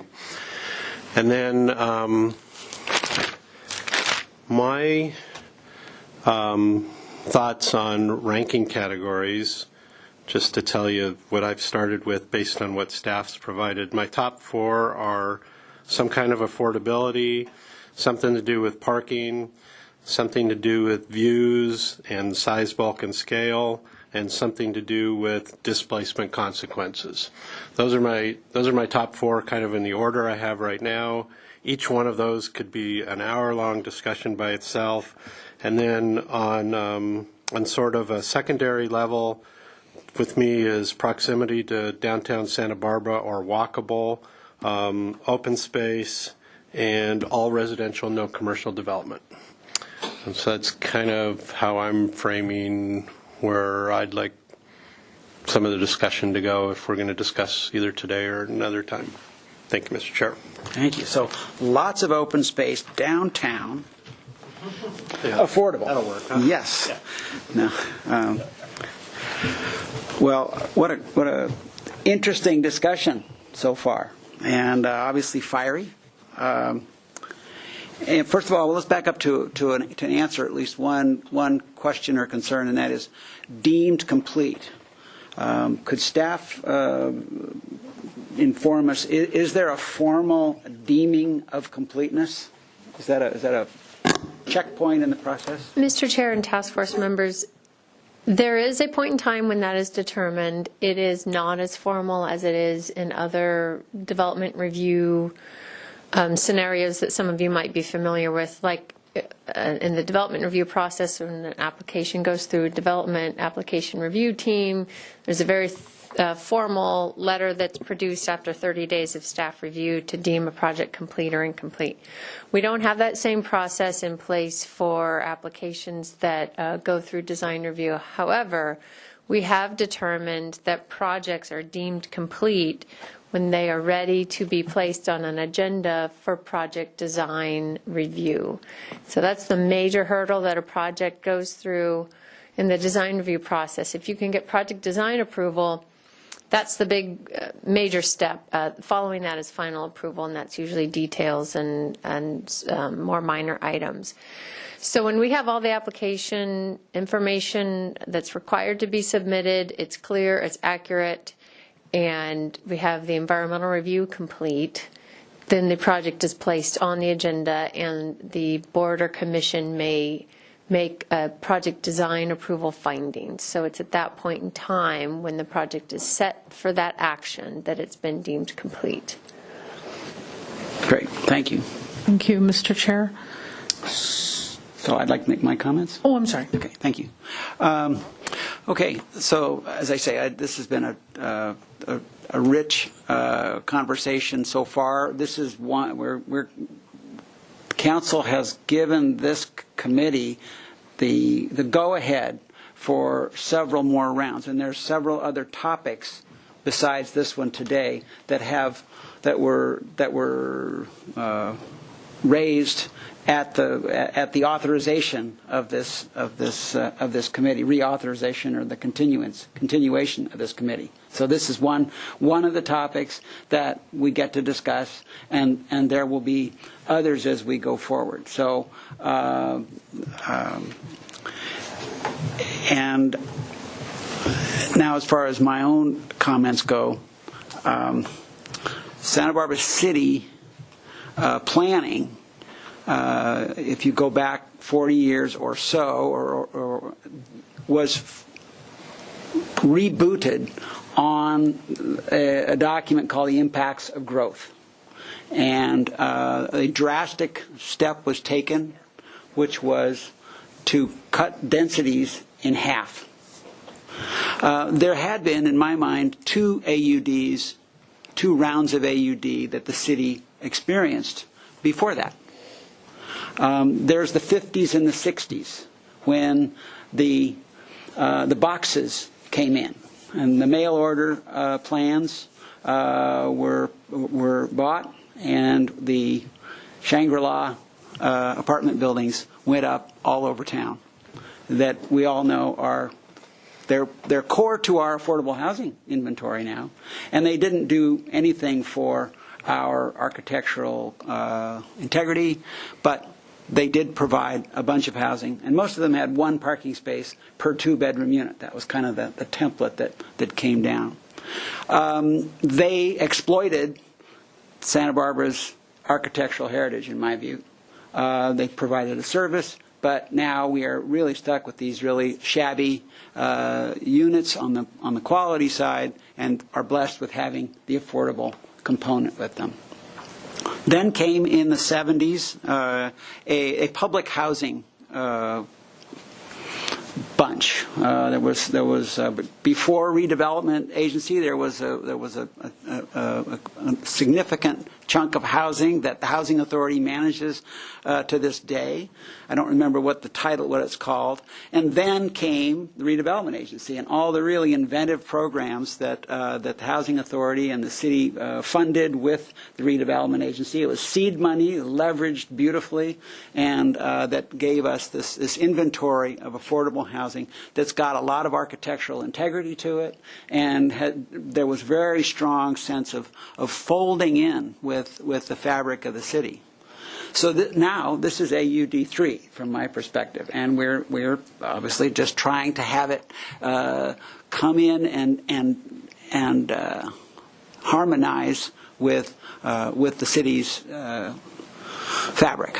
And the term fairness, so that's what I see us as. We're the next round of AUD, and we're trying to, and it started as an experiment with the 250, and we're obviously blowing 250 out the door. It's a number that's going to be much bigger than 250. What should it be, and what's fair? The fairness question to me gets back a little bit to the impacts of growth. What did the impacts of growth say? It said neighborhoods are a core of the city, and the neighborhood integrity is core. So how much, when you have a neighborhood that where a 50 or 100 or 200 units are being brought into a neighborhood that's got 100, 200 units, is that neighborhood being overwhelmed? And so that fairness is both sides. And this conversation, as it goes forward, and whether it's Kathy or me that's sitting there in January and thereafter, and who else is sitting there, that conversation, just as this AUD conversation was, it's going to be a range of people, of decision makers, making that decision. And I believe there's going to be, you need 5 votes to get whatever is approved. So I think it's going to be something where we're all going to be a little bit uncomfortable with what that final, it's going to be, okay, I have to give in to you on something, and you're going to have to give in to me.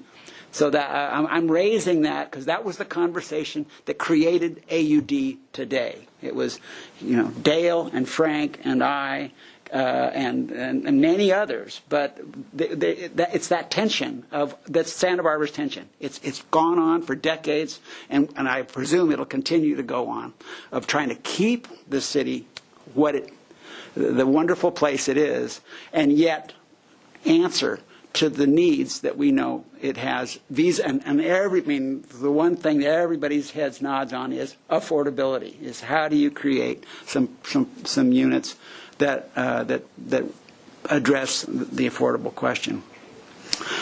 Then State Street.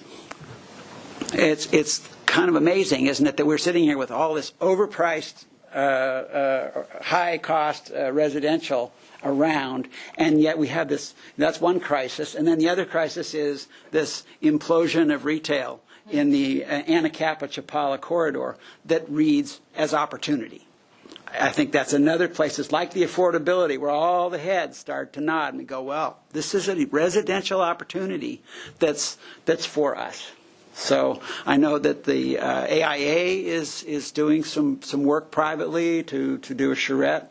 I really look forward to that. I know that's one of our topics of conversation for this committee going forward, is the State Street, the Anacapa-Chapala corridor, and the CBD, and what do we do there? What kind of inventiveness can we bring forward to make State Street sing again? So there are going to be places where we're not just even quite as the loggerheads that we hear today about cap or no cap. I think that there's going to be some neat areas for us to find yes more readily, and then work out from there to the tougher areas. Another one is this geography of AUD. The outer areas is where there's more conflict than there is toward the center.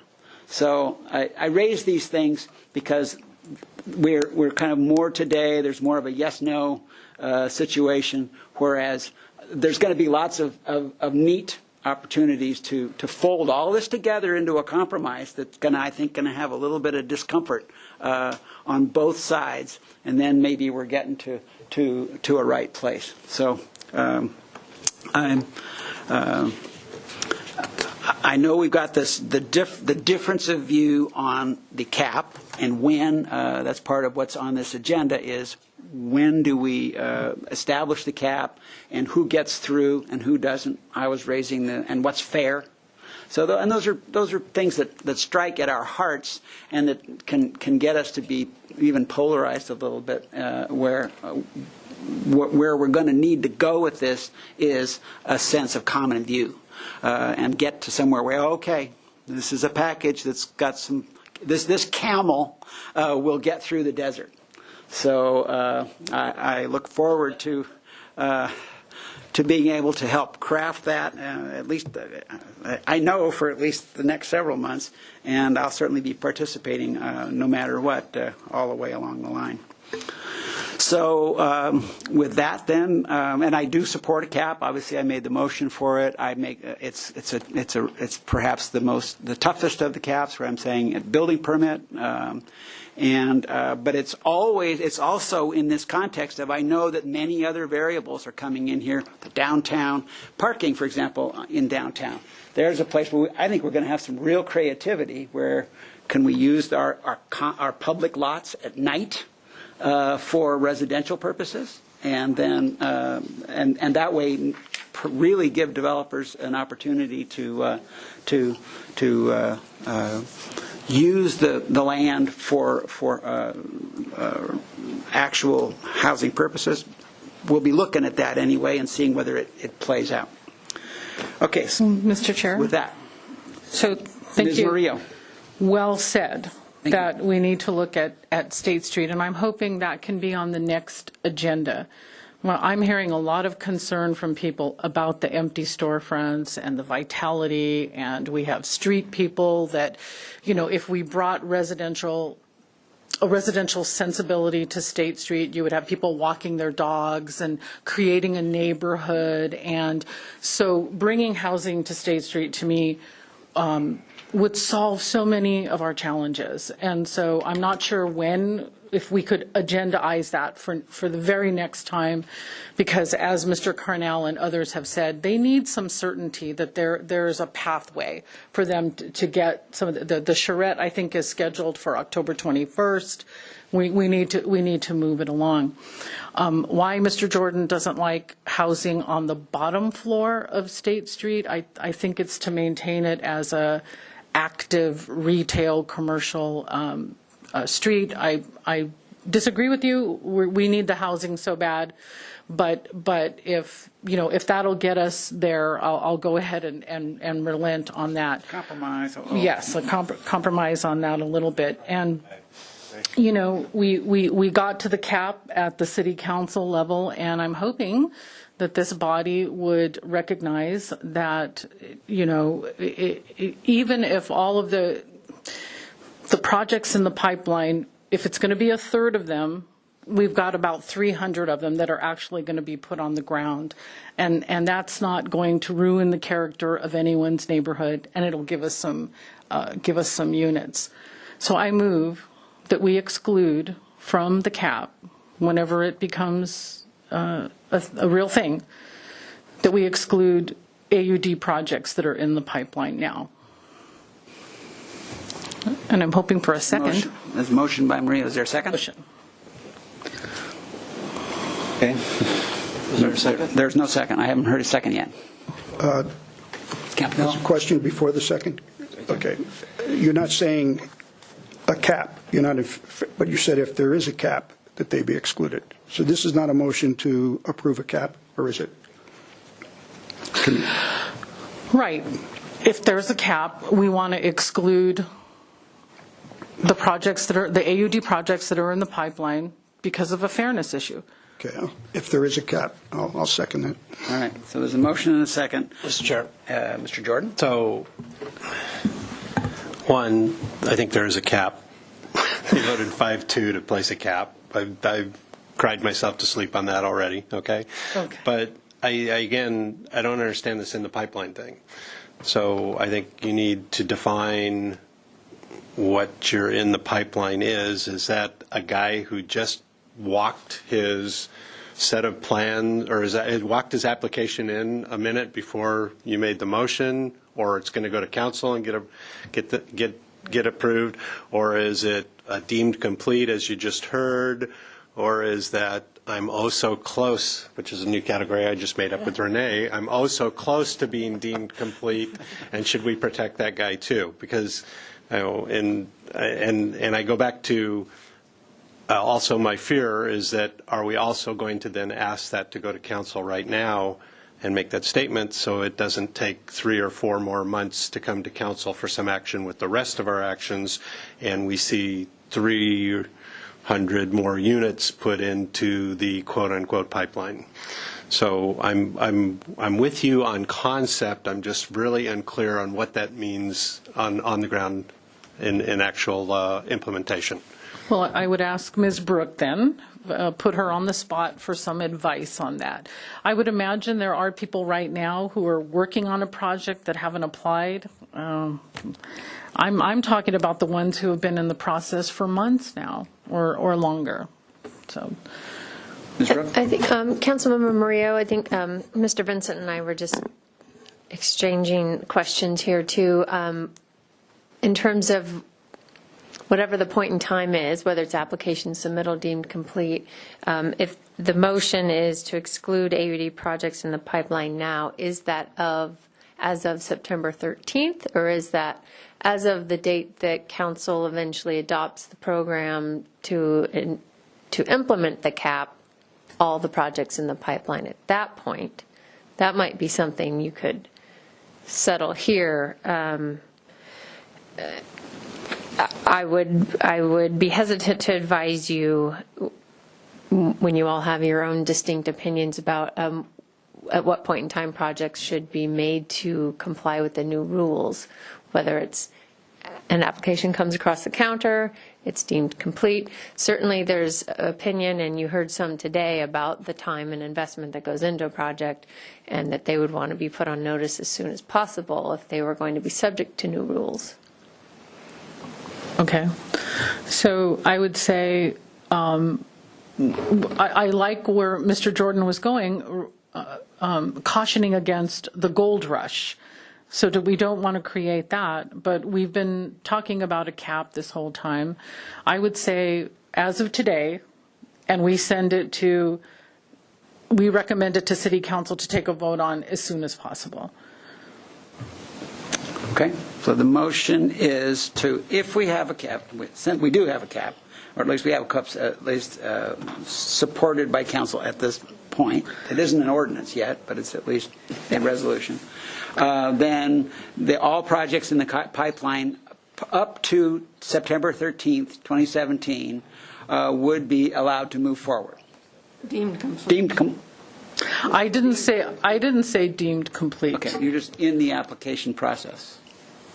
If someone wants to argue for deemed complete, I'll hear it. But Mr. Campanella, you're on the Planning Commission. What are your thoughts? Well, again, one of the items, not to digress, but one of the items we asked before is what is the status of, what is the actual status by definition of the projects that are in the pipeline? And I don't feel comfortable saying deemed complete when it does not mean the same for discretionary design review approvals as it does for under the Subdivision Map Act. Mm-hmm. So I would be more liberal. It depends. If you're putting it in today, then you better be, I feel, as liberal as possible by including anybody that submitted an application. If you're going to go 30 days or 60 days or 90 days, maybe getting a little firmer that somebody has to have their initial concept review or they have to have their PRT or whatever. But right now, I feel uncomfortable, unless you're as liberal as possible, making something shorter than that, given the fact we don't know where everybody is and how many projects are going to get cut off by definition. One. Secondly, we have a cap, but we don't know the legal consequences of the cap. Correct? So I heard what Mr. Jordan said, that it's a done deal, but I listened to Mr. Vincent, and we have to have findings of, right? health, safety, or No, we don't know. We just don't. We're waiting to get it. If I may, sorry. Yeah, go ahead. Okay, and that is that Mr. Vincent is going to get back to us with the legal ramifications of the cap, of how defensible that is, under what circumstances that's defensible. Would that be a fair characterization, Mr. Vincent? Mr. Chair, that'd be fair. It really will depend on all of the details of the cap. In how many, what is the cap, what number? I mean, the council told this task force to ruminate on 125. However, the recommendations from this task force could be for a different number. Right. And then, as we discussed earlier, as to how that scoring system works, again, that can affect how the viability of the cap is viewed by others, in particular HCD or others who look to see whether or not the cap complies with the state's requirements regarding RENA. So, in one sense, I don't want the task force to think, I'm going to go back to my office and come back next month and say a cap of XYZ number is going to work. It'll take more detail from your body, letting us know, both community development staff as well as the city attorney's office, what your intentions are for the cap. But as far as today, I wanted to give that framework, and that so you have an understanding of what your challenges are, and then you can start thinking about, okay, you were talking about compromises earlier. Are there going to be compromises on the number? How is it applied, and so forth? If I can take advantage of the fact that I have the mic right now, Renee and I were discussing the motion that's being considered. One, I see whatever I would say that what comes out of this motion is this is a recommendation to the City Council from the task force that if the City Council is going to consider any cap, the proposal would be that the cap would not apply to projects where an application has been accepted by the city, and that in the definition of an application, as of today, I believe that the motion was started as of today.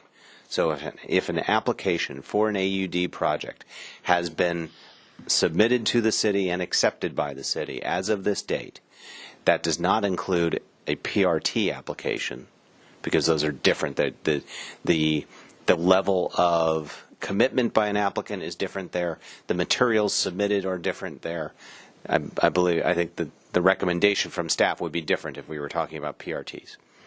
But that if an application, a formal application has been submitted and accepted by the city as of this date, the recommendation from the task force would be that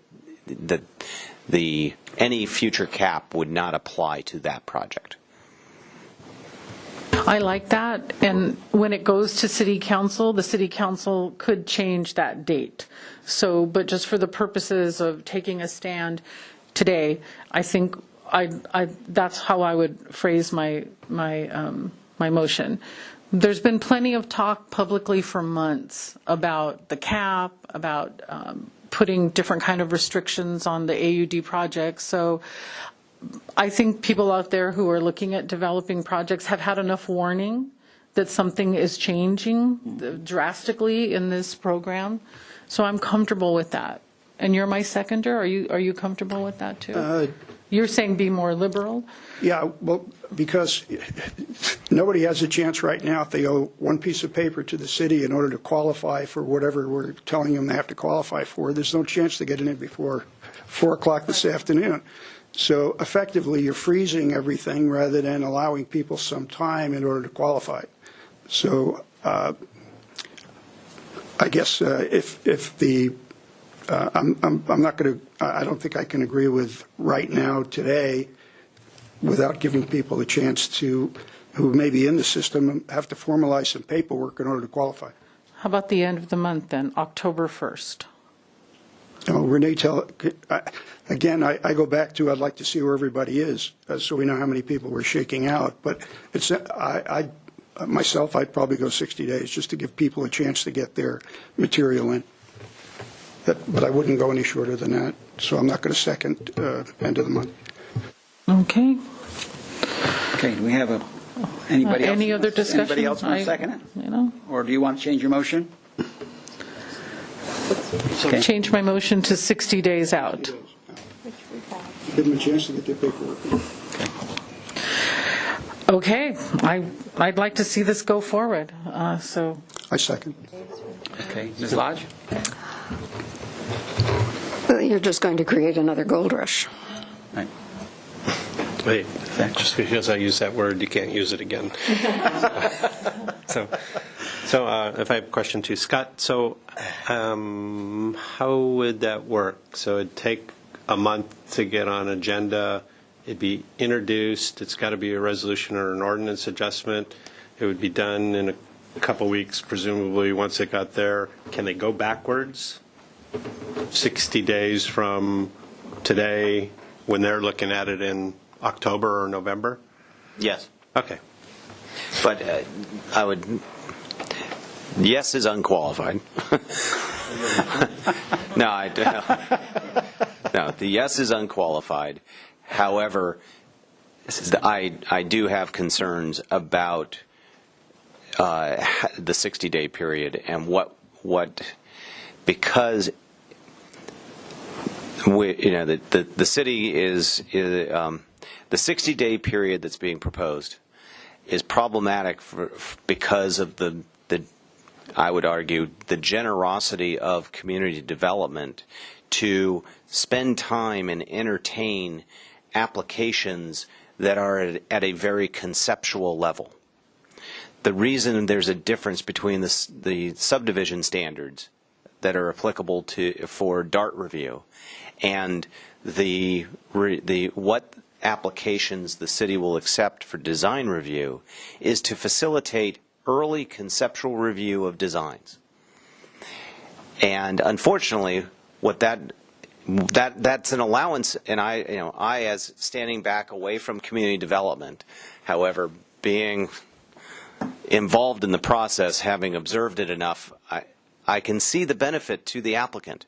It gives the applicant an opportunity to get early comments and direct the project in a positive way so the applicant has that ever desirable certainty or more certainty.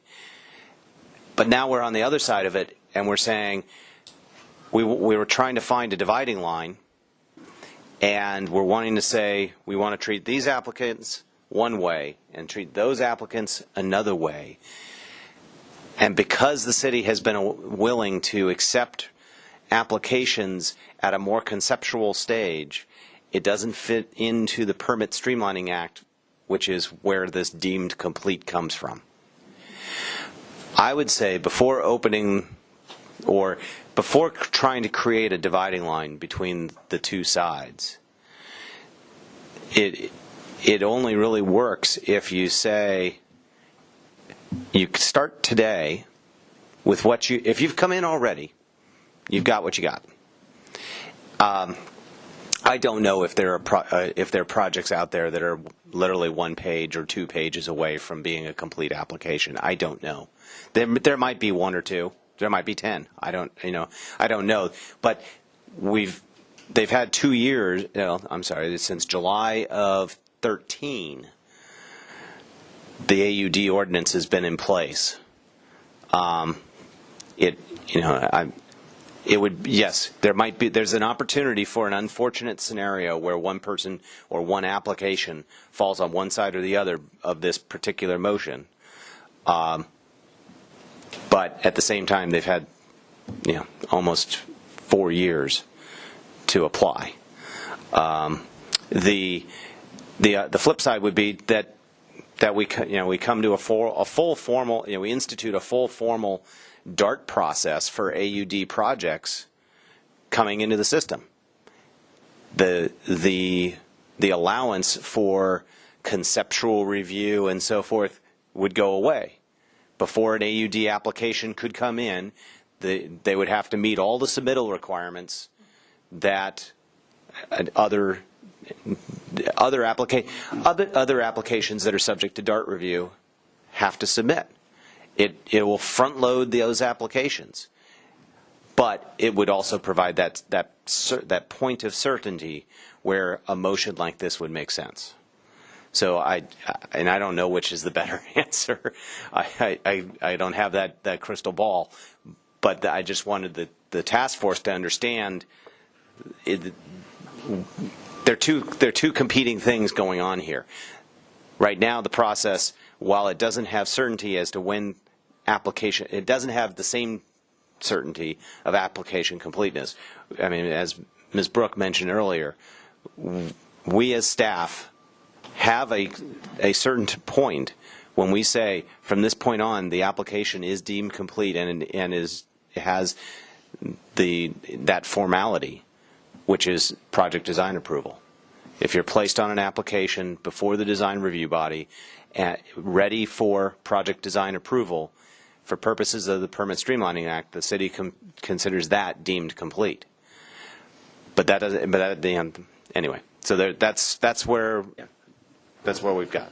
So that's personally not liberal enough for me, but a line could have been drawn. A line can be drawn on the original phrasing of submitted to and accepted by the city.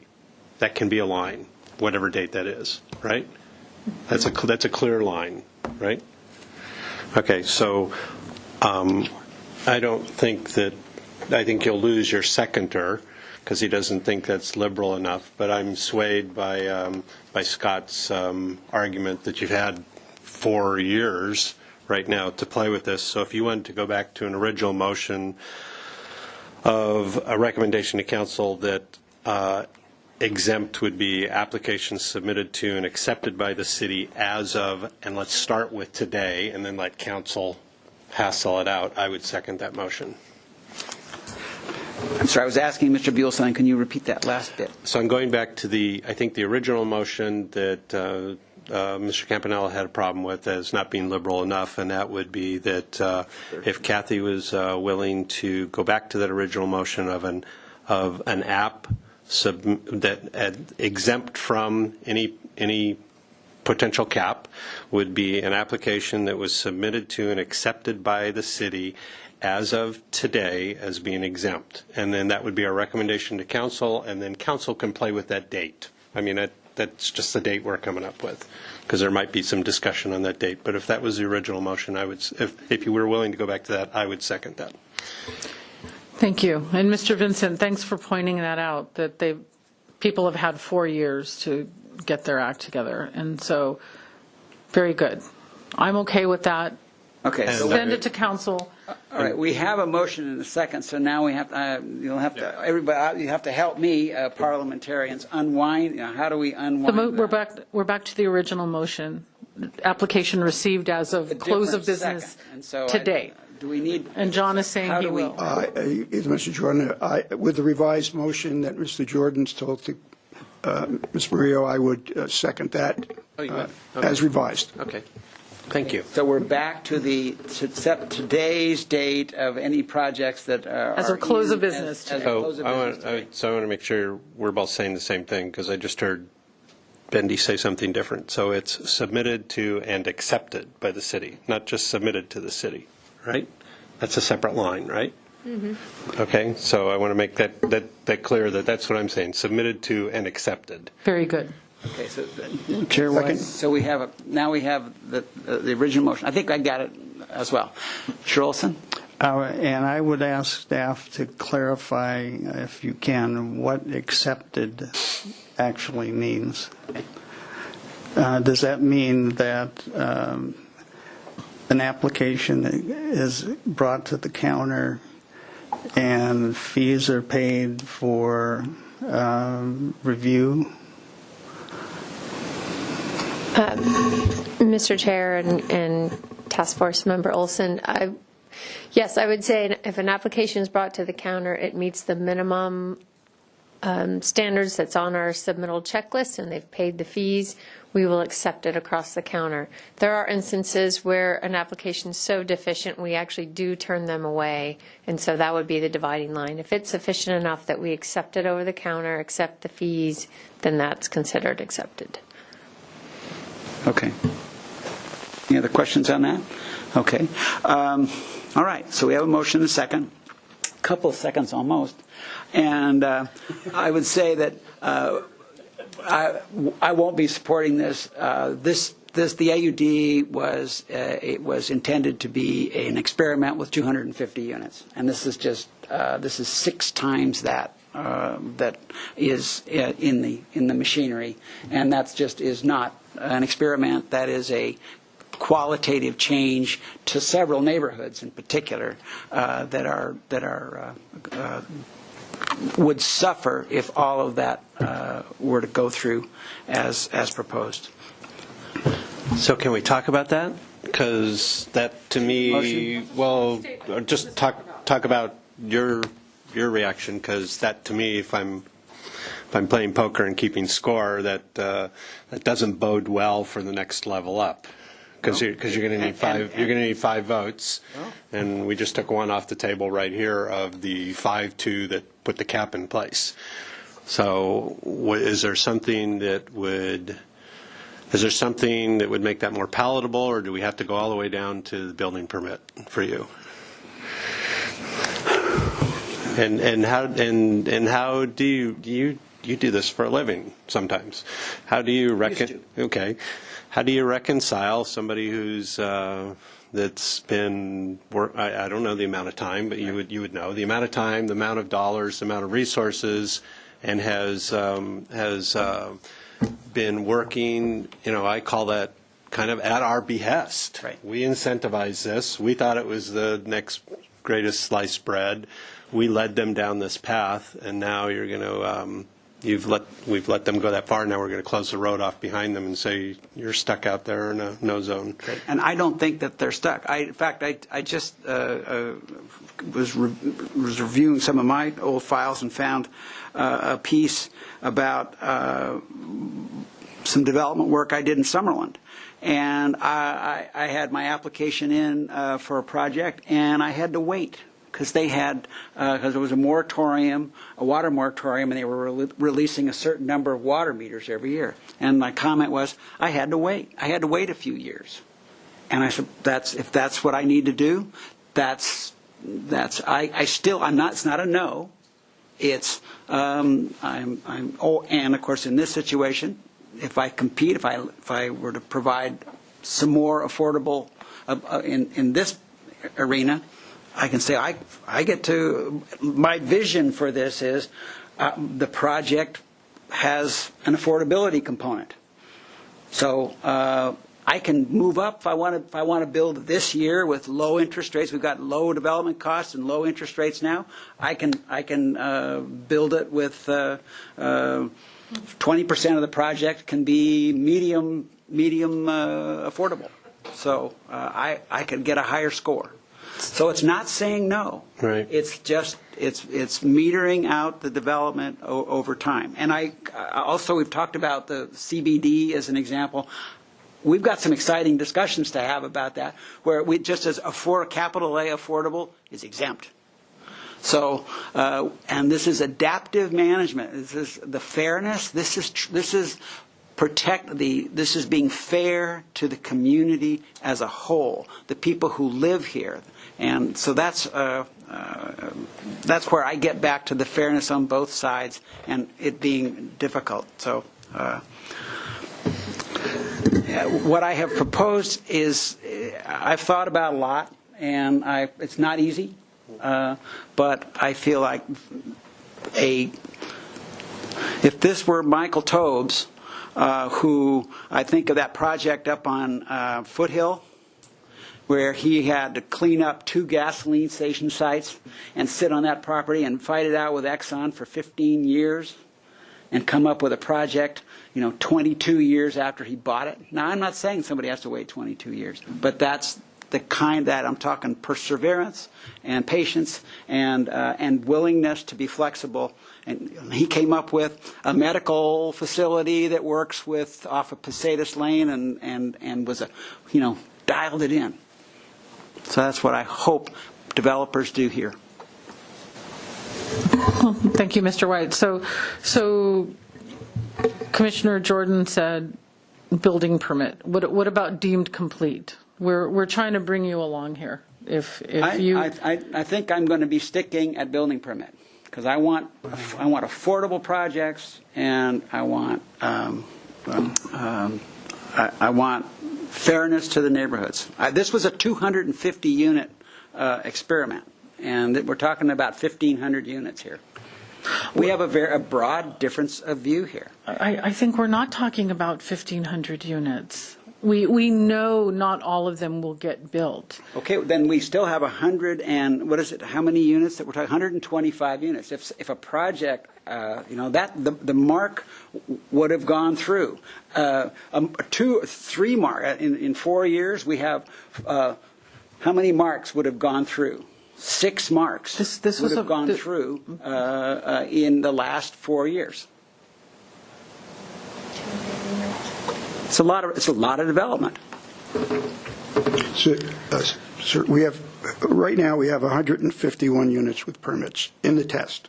Right. There's a total of 756 units in the test, okay, excluding affordable and excluding medium high, which was not part of the test. 750. So that's 5 years, or that's six years of at 125 units a year. And I understand. In addition to the 151, which are the only ones that have been a permit for the last 18 months, there's 266 approved.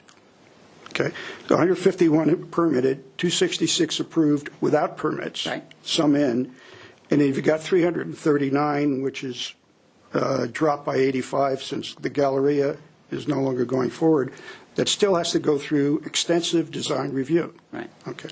So we know what's going to come out the other side is a well-designed project that fits in the neighborhood, size, bulk, scale, environmental. Most of the neighborhoods are commercial, but it's still going to be fitting in that. Question for Mr. Vincent.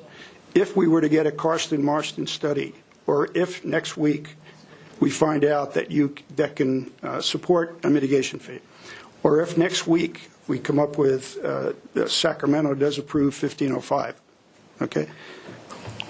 When can those requirements for affordability be placed into a project? At what point in their process can we make that a condition?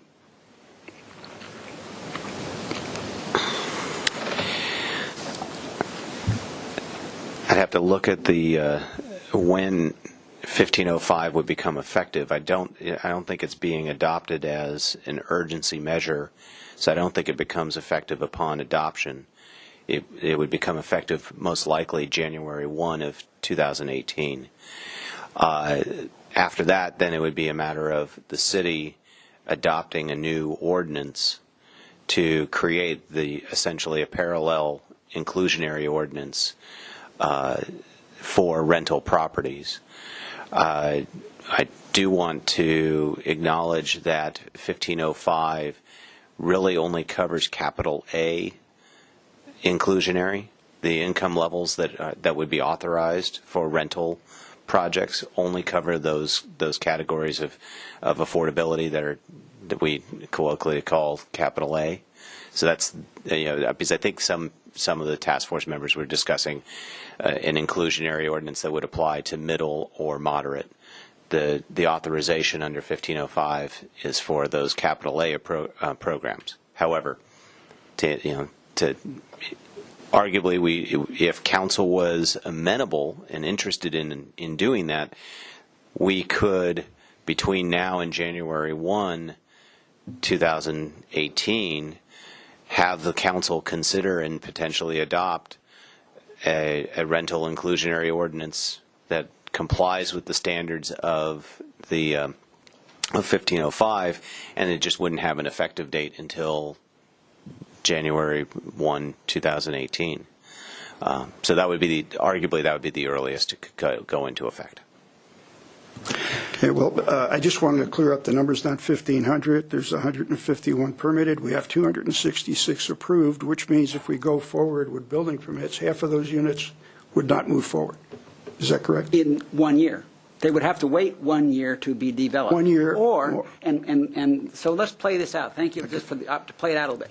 So let's just say that is 6 projects of 40 units each, just as an example. So that we'll use 40 units as the Mark is an unusually large project, I would assume, and I would imagine most of them are of a scale that's closer to 40. So one 40-unit project says, I want to go now. And I'm going to put in, I so want to do it that I'm willing to put 20% of my units will be mid-level affordable. And another 40-unit project says, well, I'll do 21%. I mean, that there becomes a competition for who gets to go forward first. Now, 125 units go through, so 3 of those 40-unit projects go through each year. And I appreciate there's a question about the tail. If you have some project that gets the right, if you have 6 units left over, who gets those 6 units? How does that get booked forward? And I certainly am willing to have one issue about growth management is, do those units, if they're not used in a given year, do they just go away? Or can they get booked forward to be used the following year? And I'm game to have them booked forward for the following year. If you create the competition, you're going to get more affordability out of those 6 40-unit projects that want to go forward. It's going to be the ones that are providing the most affordability that are going to move forward first. All 6 of those projects are going to be developed within 3 years, which, as we know in the history of Santa Barbara development, is not an unusual amount of time. So if I have a project that's entitled and I have to wait till year after next to develop it, I'm going to hang on and I'm going to do it. I certainly could sell that project as year after next viable project. It's a marketable entity. So I think that at least we have the opportunity to have the conversation about what's going on in my head for that package. The competition will create greater affordability. Projects are not going to die as a result of this, I don't think. I think they will be built. They will be built later, or they will be built with a greater component of affordability attached to them. Mr. Chair, I understand where you're coming from, and I respect that. But I'm coming back to what is fair for the applicants that have spent a lot of money either acquiring land or and paying for planners and architects and engineers at high cost, who are now in process, whose applications have been accepted under the current standards, under current ordinance. Our history, as Scott mentioned earlier, our history has been to respect that and allow those projects to proceed. And I feel that we should continue on that track. Another alternative would be to have the date of when this would be effective as the date the ordinance would actually become effective. In other words, make the recommendation to the council to do this, but have it become effective when the ordinance actually became effective, which would be 30 days after council approves it. If this were a historic zoning ordinance, I would agree with you. But this was created as an experiment, and the conversation was always around and adaptive management was built into it to say we don't know whether this is going to work, and we're going to, at least my feeling about my understanding of the conversation was we need to stay nimble, we need to stay flexible, and to make this thing work. And I think at the time the issue was our eye was on a different ball. I think it was not on affordable. There was no sense that the rents were going to be $2,600 for a one-bedroom unit. Just that, I think that was just, and one of the elements that was going on, this was being debated during the crash. So that people, it's like, how many units are coming through the pipeline this year? Mm-hmm. Like none.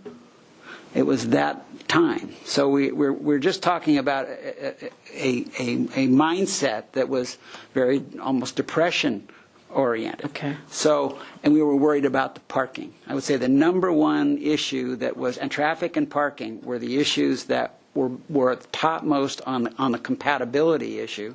And then second was size, bulk, and scale. I would say that those were the ones that were, it was not that rents were going to be, and that gentrification, I know that's a hard word to use, but that what the mark does is it actually creates demand for more housekeepers, more IT staff, more support personnel for those upscale folks. Mm-hmm. As I said, we even had the short-term, we didn't even think of short-term rental when this whole thing came through. That was not it was like trying to anticipate Uber at the time. It just wasn't, the sharing economy wasn't even quite so there when this was conceived. So this experiment is, we're now taking the next piece of the experiment, and I completely respect your view that this is, that the fairness to the risk taker is what you're trying to protect there. And if I were saying no to a project, I would agree with you. I would say that then we'd have to have a deadline today or whatever, say, no. But I don't see the investment that was made as lost. I think that it's one where persistence will allow that project, and competition, if somebody wants to build now, they can put a larger component of their project toward affordability. So I'm open to, if there are tweaks, that I'll even think about it and see if I can come up with that uncomfortable zone for me where I'm giving something that's on that vision that is fairer, that's being easier on developers. But I've thought about this an awful lot to get it to here, and I appreciate the opportunity, by the way, to at least flesh this out. And what we actually have is, Mr. Buell and I were talking about this just briefly, and it got me distracted from the motion making, is that our thought was to continue this discussion, and maybe that'll give me a chance to think about what's another compromise, rather than start with a new hearing for this, but to continue this conversation in, is that going to be in a week or two? Is that, George? What? I believe it's the second Wednesday of October. The second Wednesday, so that's in. So it's a ways away. Yeah, a month. Mr. Chair, it's been a very good discussion today, and this body has done its job, I believe, discussing this topic. I'd like to take a vote today, not continue it, and then we send it up to council. Council will look at the date it should start. Thank you for your suggestion. All of this, you and I will have another bite at the apple, as they say. So, but let's send a recommendation today. In all fairness, I respect that and will support that. Okay. So, if anybody have further discussion? Mr. Jordan. So just to get my last 2 cents in, you lost me on the Summerland analogy because you walk up to the counter, you get told you can't get a water meter there. These people have been in a process. They walked up to we asked them to come up to the counter, and then they've been in a process. You do, however, have me on the fairness to community. I can't really argue that. I get that argument because that's been a concern of mine all the way along. I just think, when we're sitting here, we're balancing the scale. Yours is just going a little ways different than mine. Just as the two of you carry this discussion up there, there's one thing that hasn't changed, and in the staff report, there's some pages of references to the general plan, and you don't have to look very hard on every page to find the use of the word encourage, and whatever it is that we're encouraging. We're encouraging more rental units. We're encouraging more places where they should be. We're encouraging looking for affordability, but encourage. And I just think this definitely contradicts the nexus to those references in the staff report and the general plan. I get that the general plan also has conflicting guidance on protecting neighborhoods, protecting this or that, everything else that goes along, and we balance those all the time. But this particular process and the people that participated and put their data in did so at our behest. They didn't do so at their behest with the current state of being. They looked to a program that we put out there. We invited them in. We encouraged them to come in, I just hope in a month, whenever you're looking at council, I hope maybe you can look for something to kind of come back that way and incorporate more of those people rather than less of those people. So thank you. Thank you. All right. Well, we have a motion and a second. So let's have a roll call vote, please. I read the motion. Mr. Chair, do you mind if I first read the motion to make sure that everyone recalls what it is that you That's a good idea. recommended? Recommendation to City Council that applications submitted to and accepted by the city as of September 13th, 2017 are not subject to a future limitation on units developed under the AUD program. Sounds good to me.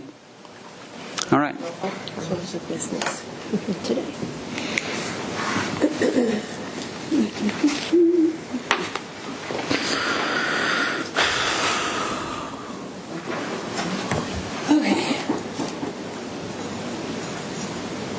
Mr. Olson? Yes. Mr. Campanella? Yes. Ms. Murillo? Aye. Ms. Lodge? No. Chair White? No. Mr. Jordan? Yes. Okay. Motion passes 4-2. And so with that, we have this day's business completed, and I see a shaking of it. We didn't get much done. There was so much on the agenda. That's a big piece. What else was on the agenda that we didn't get done? What else? Please. No, I'm happy. It's late. Yeah. It is. Thanks. Well, I mean, we do have this potential to continue this if there were. I'll go to staff. Is there unfinished business on here that we need to continue with? Either. Well, I do want to remind you that I believe the study draft is to be prepared by mid-October, and we were anticipating that coming before the task force in the October meeting. Great. Excellent. As well as we do definitely have things to continue here, our continued discussion about the... Okay, if we're going to have that draft piece, then we would be having a new meeting, right? We're not going to be continuing and adding that to this agenda, right? Well, that would be one of the agenda items, and then the other agenda item would be a continuation from...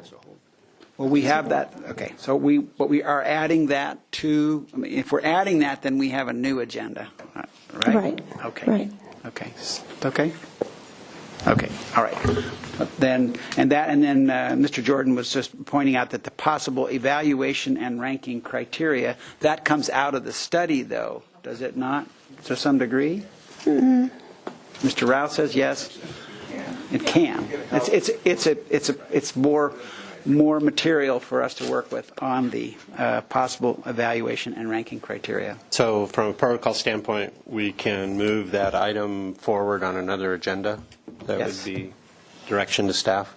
That would be, okay. Okay. So staff will add that to our next agenda, as well as hopefully the draft of the study. Okay. So with that, yes, it's 5 minutes. I did, actually, thank you. So I wanted to ask my colleagues, would you like this to be the future meetings of this to be televised? Do you have a sense? Do we have this is sort of straw vote material, just, do we have? No, okay. Anybody dislike the idea? Yes. You dislike it? Yeah. Okay, so all right. Is that veto? Do we have veto power of one? Okay, duly noted. We'll just see what happens with it. But thank you for that feedback. Anybody else object? Okay, all right. Well, with that, this meeting is adjourned. And thank you all for coming.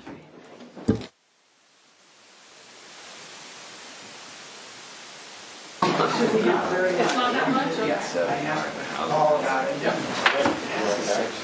It's sort of a little dangerous. 13%. Wanting it.